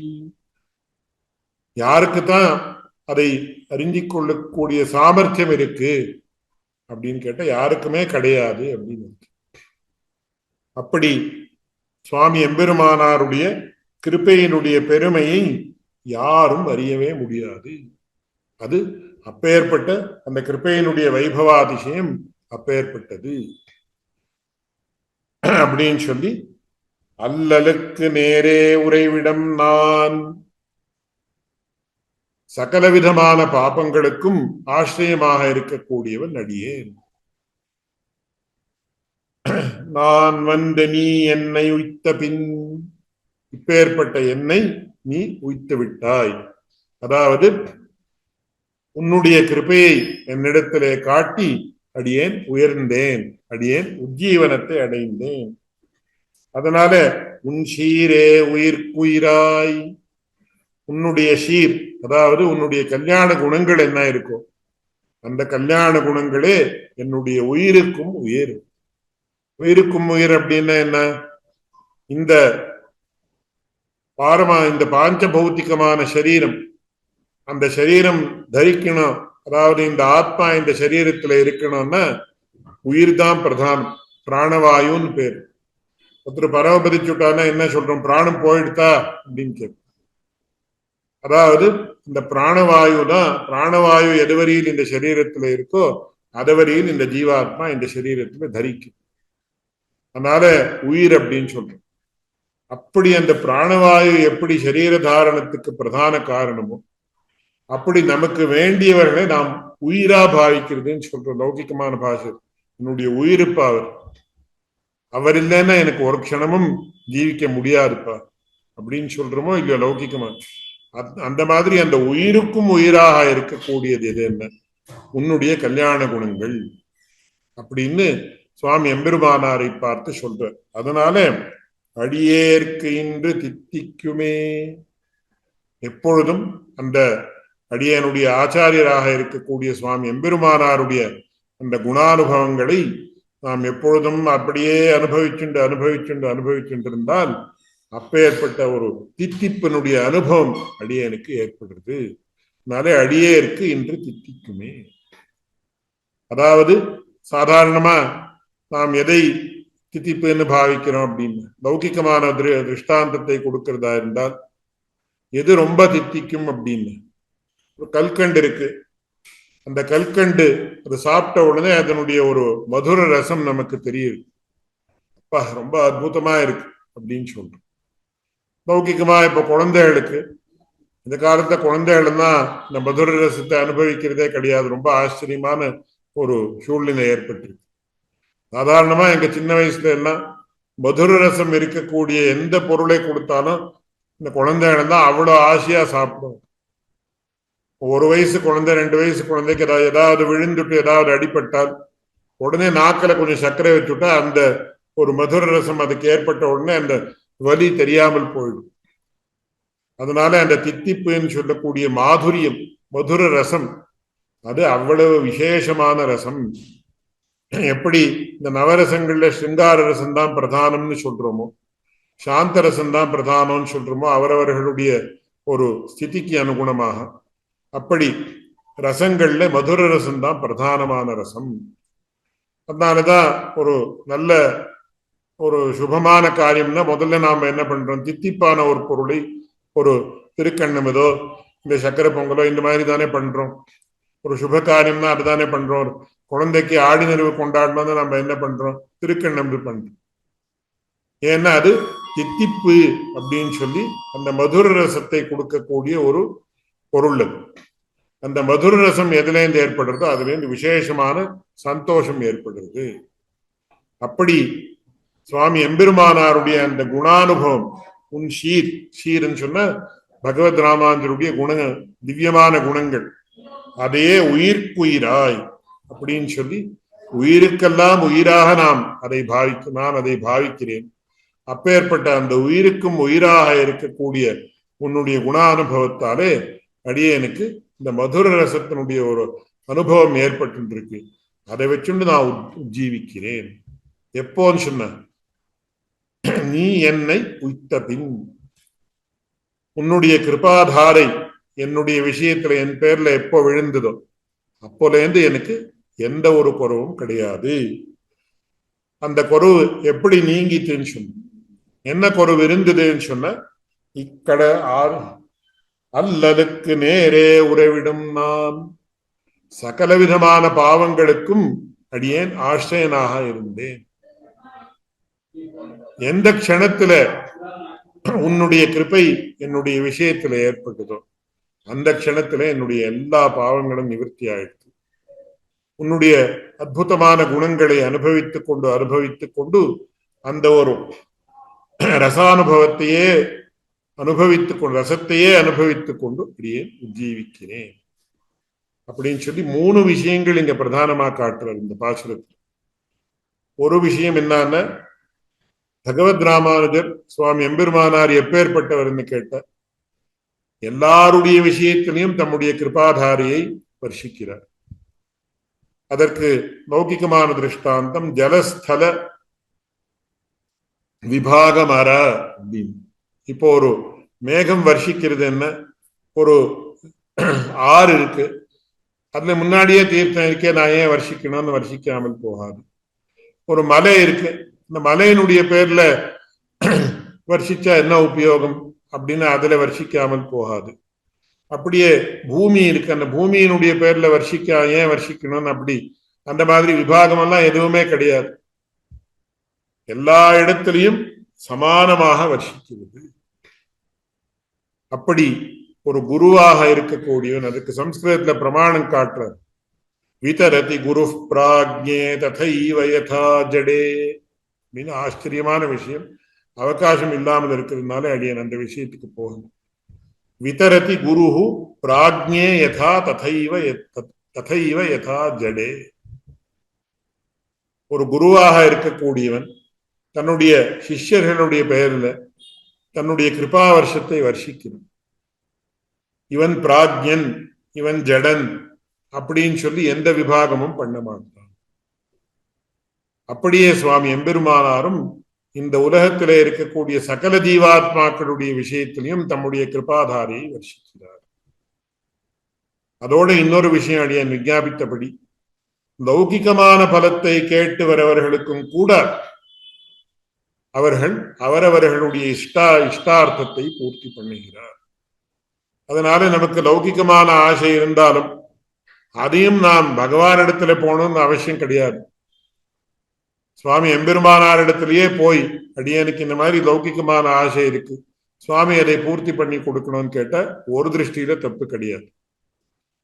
ஏன்னா சர்வ விஷயமாக உபகரிக்கும் கருணை அப்படின்றது. ஏன்னா அவருக்கும் எப்படி பகவானுக்கு திருமால் அப்படின்னு பேர், ஏன்னா தன்னுடைய பக்தர்களுடைய விஷயத்துல அவனுக்கு மோகம் உண்டு, பக்தர்களை மோகிக்க கூடியவன்னு, அதுக்காக தான் அவனுக்கு திருமால் அப்படின்னு பெயருன்னு வியாக்கியானங்கள்ல நம்முடைய பூர்வாச்சாரியர்கள் காட்டுறார். அப்படி பகவானுக்கு காட்டிலும் ஒரு தட்டு மேலாக இருக்கக்கூடிய, அதனாலதான் எம்பெருமான்னு பகவானுக்கு பேர், எம்பெருமானார்னு பகவத் ராமானுஜருக்கு பேர். அப்படி இருக்கக்கூடியவர்கள் அவருடைய சத் பிரஜைகளுடைய ஸ்தானத்திலே இருக்கக்கூடிய அடியோங்கள், எங்களுக்கு லௌகிகமான ஆசை இருந்தால் அதை பூர்த்தி பண்ண வைக்க மாட்டாரா என்ன? அதனால லௌகிகமான ஒரு ஆசையை பூர்த்தி பண்ணிக்கிறதுக்கு கூட நாம் பகவத் ராமாந்திரி சுவாமி எம்பெருமானாரை ஆசிரியித்த எந்த தப்பும் கிடையாதுன்னு சொல்லி அந்த ஒரு கொள்ளையும் கொள்ளலாம்னு இங்க வச்சுக்கிறோம். அப்படின்னு சொல்லி அவருடைய பெருமை எப்பேற்பட்டதுன்னா யாரும் இந்த உலகத்துல அறிய முடியாது. ஏன்னா அவருடைய பெருமைக்கு எல்லையே கிடையாது. இன்னொரு திருஷ்டாந்தத்தை இந்த இடத்துல நாம ஸ்மரிக்கலாம். பிராட்டியினுடைய வைபவத்தை சொல்லக்கூடிய சந்தர்ப்பத்தில் சுவாமி கூரத்தாழ்வான் ஆச்சரியமா சாதிக்கிறார் ஸ்ரீஸ்தவத்தில். தேவித்வன் மகிமாவதிர்ன ஹரிணானாபித்வயா ஜ்ஞாயதே யத்யப்யேவமதாபி நைவ யுவயோ சர்வஜ்ஞதா ஹீயதே என்னாஸ்த்யேவ ததஜ்ஞதாம் அனுகுணாம் சர்வஜ்ஞதாயா விதுஹு யோமாம்போஜ விதந்தயா கில விதன்னே பிராந்தோயமித்யுச்யதே. அதாவது உன்னுடைய பெருமையினுடைய எல்லை உனக்கும் தெரியாது, உன்னுடைய கணவனாக இருக்கக்கூடிய பகவானுக்கும் தெரியாது. ஐயோ இப்போ அப்படி ஒரு விஷயம் தெரியலையா, அப்போ உங்களுக்கு சர்வஜத்துவம் போயிடுத்தேன்னு போகாது. எத்யப்யேவம் அதாபி நைவ யுவயோகோ சர்வஜதா ஹீயதே. உன்னுடைய பெருமையினுடைய எல்லைனம் தெரியாமல் இருந்தாலும் கூட உனக்கும் உன்னுடைய பர்த்தாவாக இருக்கக்கூடிய பகவானான ஸ்ரீமன் நாராயணனுக்கும் சர்வஜத்வஹானி கிடையாது. ஏன்னா என் நாஸ்தியேவ ததஜ்ஞதாம் அனுகுணாம் சர்வஜதாயா விதுஹு. எது இல்லைன்னு இருக்கும் அதை இல்லைன்னு தான் புரிஞ்சுக்கணும். அதனுடைய ஞானம் எனக்கு ஏற்படலையா, என்னால சர்வஜத்துவம் போயிடுத்தேன்னா போகாது. இல்லாமல் இருக்கக்கூடிய ஒரு பொருளை இல்லைன்னு புரிஞ்சுக்கிறது தான் சர்வஜத்துவத்திற்கு இலக்காக இருக்கும். அப்படி பகவத் ராமாந்தருடைய கிருபைக்கும் எல்லையே கிடையாது. அதனால அதை யாரும் அறியவே முடியாது அப்படின்னு சொல்லி, கடலிடத்தில் ஆரே அறிபவர் நின்னருளின் தன்மை. அதனுடைய ஒரு பரிணாமம் என்னன்னு கேட்டு, அல்லலுக்கு நேரே உறைவிடும் நான். என்னுடைய விஷயத்துல அது வர்ஷிச்சு பாவங்களுக்கெல்லாம் இருப்பிடமான என்னுடைய அந்த பாவங்கள் எல்லாம் போயிடுது. எப்போன்னு, எப்போ நீ என்னை கட்டாட்சித்தியோ அப்போன்னு சொல்லி அதை என்ன சொல்றார், உன்சீரே உயிர்க்குயிராய் அடியேற்கு இன்று தித்திக்குமே. ரொம்ப ஆச்சரியமான பாசுரம். இதுல ஒரு விஷயம், அடியேனுக்கு தோற்றித்து அடியேன் விஞ்ஞாபிக்கிறேன், யாரும் தப்பா எடுத்துக்க கூடாது. உபாதேயமாக இருந்தால் ஸ்வீகரிக்கலாம், அனுபாதேயமாக இருந்தால் விட்டுடலாம். இங்க எல்லாம் ராமானுஷா நீ அப்படின்னு நின்னருளின் வண்ணம் அப்படின்னு சொல்லி, நின்னருளின் தன்மை, அல்லலுக்கு நேரே உறைவிடம் நான் நீ என்னை உய்த்த பின் அப்படின்னு எல்லா இடத்துலையும் ஏகவச்சனம் தான் உபயோகிக்கிறேன். இது எப்படி ஆச்சாரியருடைய விஷயத்துல ஏகவச்சன பிரயோகம் பண்ணலாமா அப்படின்னு கேட்ட, நம்முடைய சம்பிரதாயத்துல ஒரு ஆச்சரியமான விஷயம். நாம் பகவானை குறித்து சொல்லக்கூடிய சந்தர்ப்பத்துல பகவானுடைய விஷயத்தை நாம் பகுவச்சன பிரயோகம் பண்றது கிடையாது.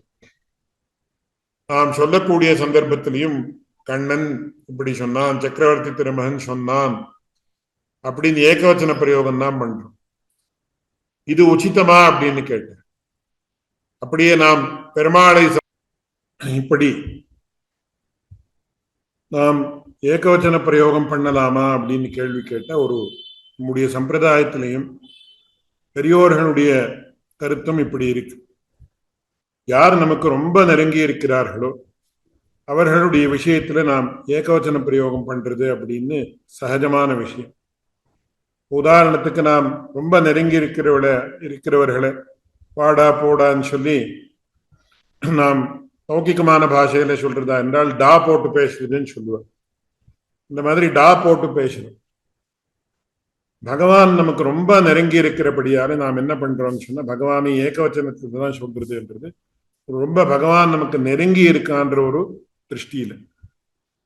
இப்போ கண்ணன் வந்தான், சக்கரவர்த்தி திருமகன் ராமன் இப்படி பண்ணினான் அப்படி பண்ணினான் அப்படின்னு சொல்லி நாம் பகவானுடைய விஷயத்துல ஏகவச்சனம் தான் பிரயோகம் பண்றோம்.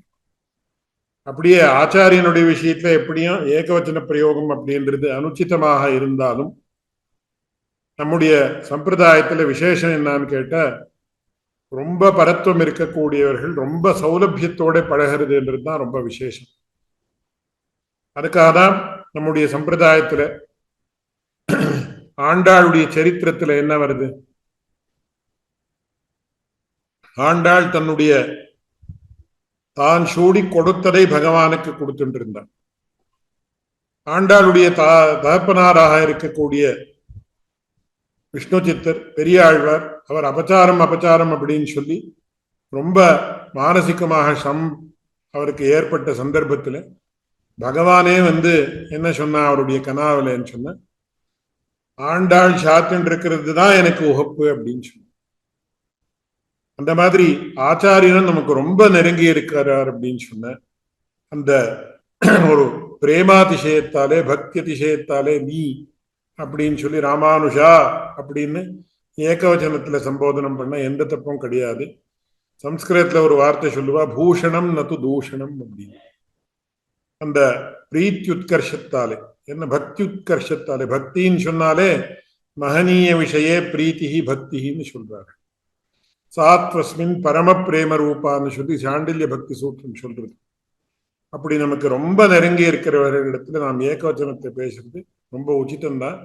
அது ரொம்ப நெருங்கி இருக்கான்னு அந்த அம்சத்தை காட்டுறது அப்படின்றது தான் இங்க நாம் கொள்ள வேண்டிய கருத்து. இதை சொல்லி அடியேன், இதுல ஏதாவது தோஷம் இருந்தால் பெரியோர்கள் க்ஷமித்தருள வேணும், அடியனை திருத்தி அருள வேணும் அப்படின்னு பிரார்த்திக்கிறேன்.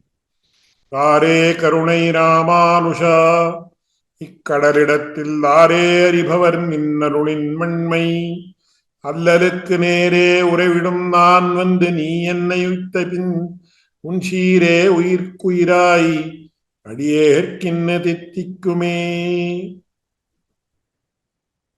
இந்த திவ்ய பிரபந்த தாரா என்று சொல்லக்கூடிய இந்த ஒரு சீரீஸ் ஆஃப் லெக்சர்ஸ் ரொம்ப ஆச்சரியமான ஒரு கான்செப்ட். இதுவரையில் யாரும் இந்த மாதிரி ஆன்லைன் மூலமாக வெவ்வேறு வித்வான்களை கொண்டு அவர்களுக்கு இப்பேற்பட்ட பாசுரங்களை குறிப்பிட்டு கொடுத்து அவர்கள் மூலமாக இதனுடைய ஒரு அர்த்தத்தை சாதாரண ஜனங்களுக்கும் கிடைக்கும்படி பண்ணியிருக்கக்கூடிய இந்த ஒரு கான்செப்ட் இருக்கே, ரொம்ப ஆச்சரியமான கான்செப்ட்.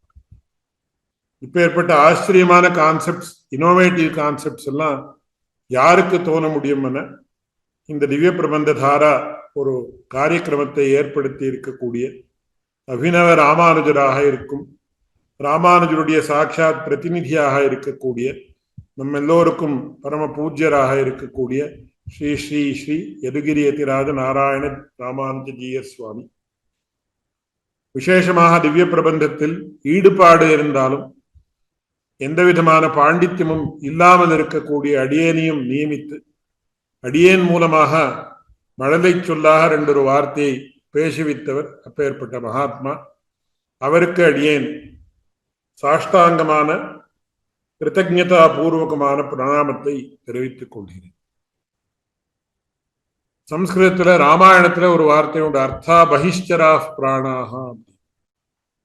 எப்படி இந்த சரீரத்துல இந்த ஜீவாத்மா இருக்க வேணும்னால் பிராணவாயு ரொம்ப முக்கியமோ, அப்படி வெளியில விவகாரம் நடக்கணும்னு சொன்னா அதற்கு ஆர்த்திகமான சௌகரியம், ஃபைனான்சியல் ஆனுகூல்யம் ரொம்ப இம்பார்ட்டன்ட், ரொம்ப முக்கியம். அதை ஏற்படுத்தி கொடுத்து ஸ்வயம் மகாவித்வானாக இருக்கக்கூடிய, இன்னைக்கு ஸ்ரீ வைஷ்ணவ சம்பிரதாயத்துக்கே மகாமூர்தன்ய தமராக இருந்து கொண்டு நம்ம எல்லோருக்கும் மார்க்கதர்சனத்தை பண்ணி கொண்டிருக்கக்கூடிய அடியனுக்கு விசேஷமாக தேக சம்பந்தத்தையும் உடையவரான அடியனுடைய சிறுதகப்பனார் ஸ்ரீ ஓவே எம்.ஏ. வெங்கடகிருஷ்ணன் சுவாமி. அவர் அடியனுக்கு திவ்ய பிரபந்தங்களுடைய அநேக விஷயங்களை அனுகிரகித்திருக்கிறார். அடியனுக்கு எந்த கேள்வி வந்தாலும் சந்தேகம் வந்தாலும் அவரை தான் அடியேன் கேட்கறது. அவருடைய திருவடித்தாமரைகளுக்கும் அடியேன் பல்லாண்டு பாடி தலையெல்லால் கைமாறினேனே அப்படின்னு வினயத்தோடு விஞ்ஞாபிக்கிறேன். அப்படியே ரொம்ப பொறுமையோடு யார் இந்த ஒரு அடியனுடைய விஞ்ஞாபனத்தை கேட்டிருக்கிறீர்களோ உங்கள் எல்லோருக்கும் கூட அடியனுடைய கிருத்தஜ்ஞத்தையை தெரிவிக்கிறேன். எந்த குற்றங்குறைகள் இருந்தாலும் கூட நீங்கள் எல்லோரும் அந்த குற்றங்குறைகளை மன்னித்து அடியனை க்ஷமித்தருள வேணுமாய் பிரார்த்திக்கிறேன். இப்படி இந்த ஒரு ராமானுஜ நூத்தந்தாதியினுடைய 5 பாசுரங்களுக்கு அடியனுக்கு தெரிந்த அளவில ஒரு வார்த்தையை சொல்ல அவகாசம் கொடுத்த எந்த மகனீயர்களுக்கும், அப்படியே இந்த ராமானுஜ நூத்தந்தாதியினுடைய லட்சியராக இருக்கக்கூடிய சுவாமி எம்பெருமானாருக்கும் எம்பெருமானுக்கும் அனைத்து ஆச்சாரியர்களுக்கும் அடியனுடைய திருத்தகப்பனாராக எழுந்தருளியிருந்த ஸ்ரீ லட்சுமி தாத்தாச்சாரிய சுவாமிக்கும் அடியனுடைய ஆச்சாரியராக எழுந்தருளியிருந்த ஸ்ரீ கொத்திமங்கலம் சுவாமிக்கும், அப்படியே அடியனுக்கு யார் வித்யை அனுகிரகித்தார்களோ அவர்கள் எல்லோருக்கும் அடியனுடைய கிருத்தஜ்ஞத்தையை தெரியப்படுத்தி இந்த 2 வார்த்தைகளை சுவாமி எம்பெருமானாருடைய திருவடி தாமரைகளிலே சமர்ப்பித்து விரமிக்கிறேன். ஸ்ரீமதே ராமானுஜாய நமஹ. பற்பமெனத்திகள் பைங்கழலும் தன் பல்லவமே விரலும், பற்பமென திகழ் பைங்கழலும் தன் பல்லவமே விரலும், பாவனமாகிய பைந்துவராடை பதிந்த மருங்கழகோ, பாவனமாகிய பைந்துவராடை பதிந்த மருங்கழகோ, முப்புரி நூலோடு முன்கையில் ஏந்திய முக்கோல் தன்னழகும், எப்பொழுதும் யதிராசன் வடிவழகு என் இதயத்துள்ளதால், இல்லை எனக்கெதிர் இல்லை எனக்கெதிர் இல்லை எனக்கெதிரே, இல்லை எனக்கெதிர் இல்லை எனக்கெதிர் இல்லை எனக்கெதிரே இல்லை எனக்கெதிரே இல்லை எனக்கெதிரே இல்லை எனக்கெதிரே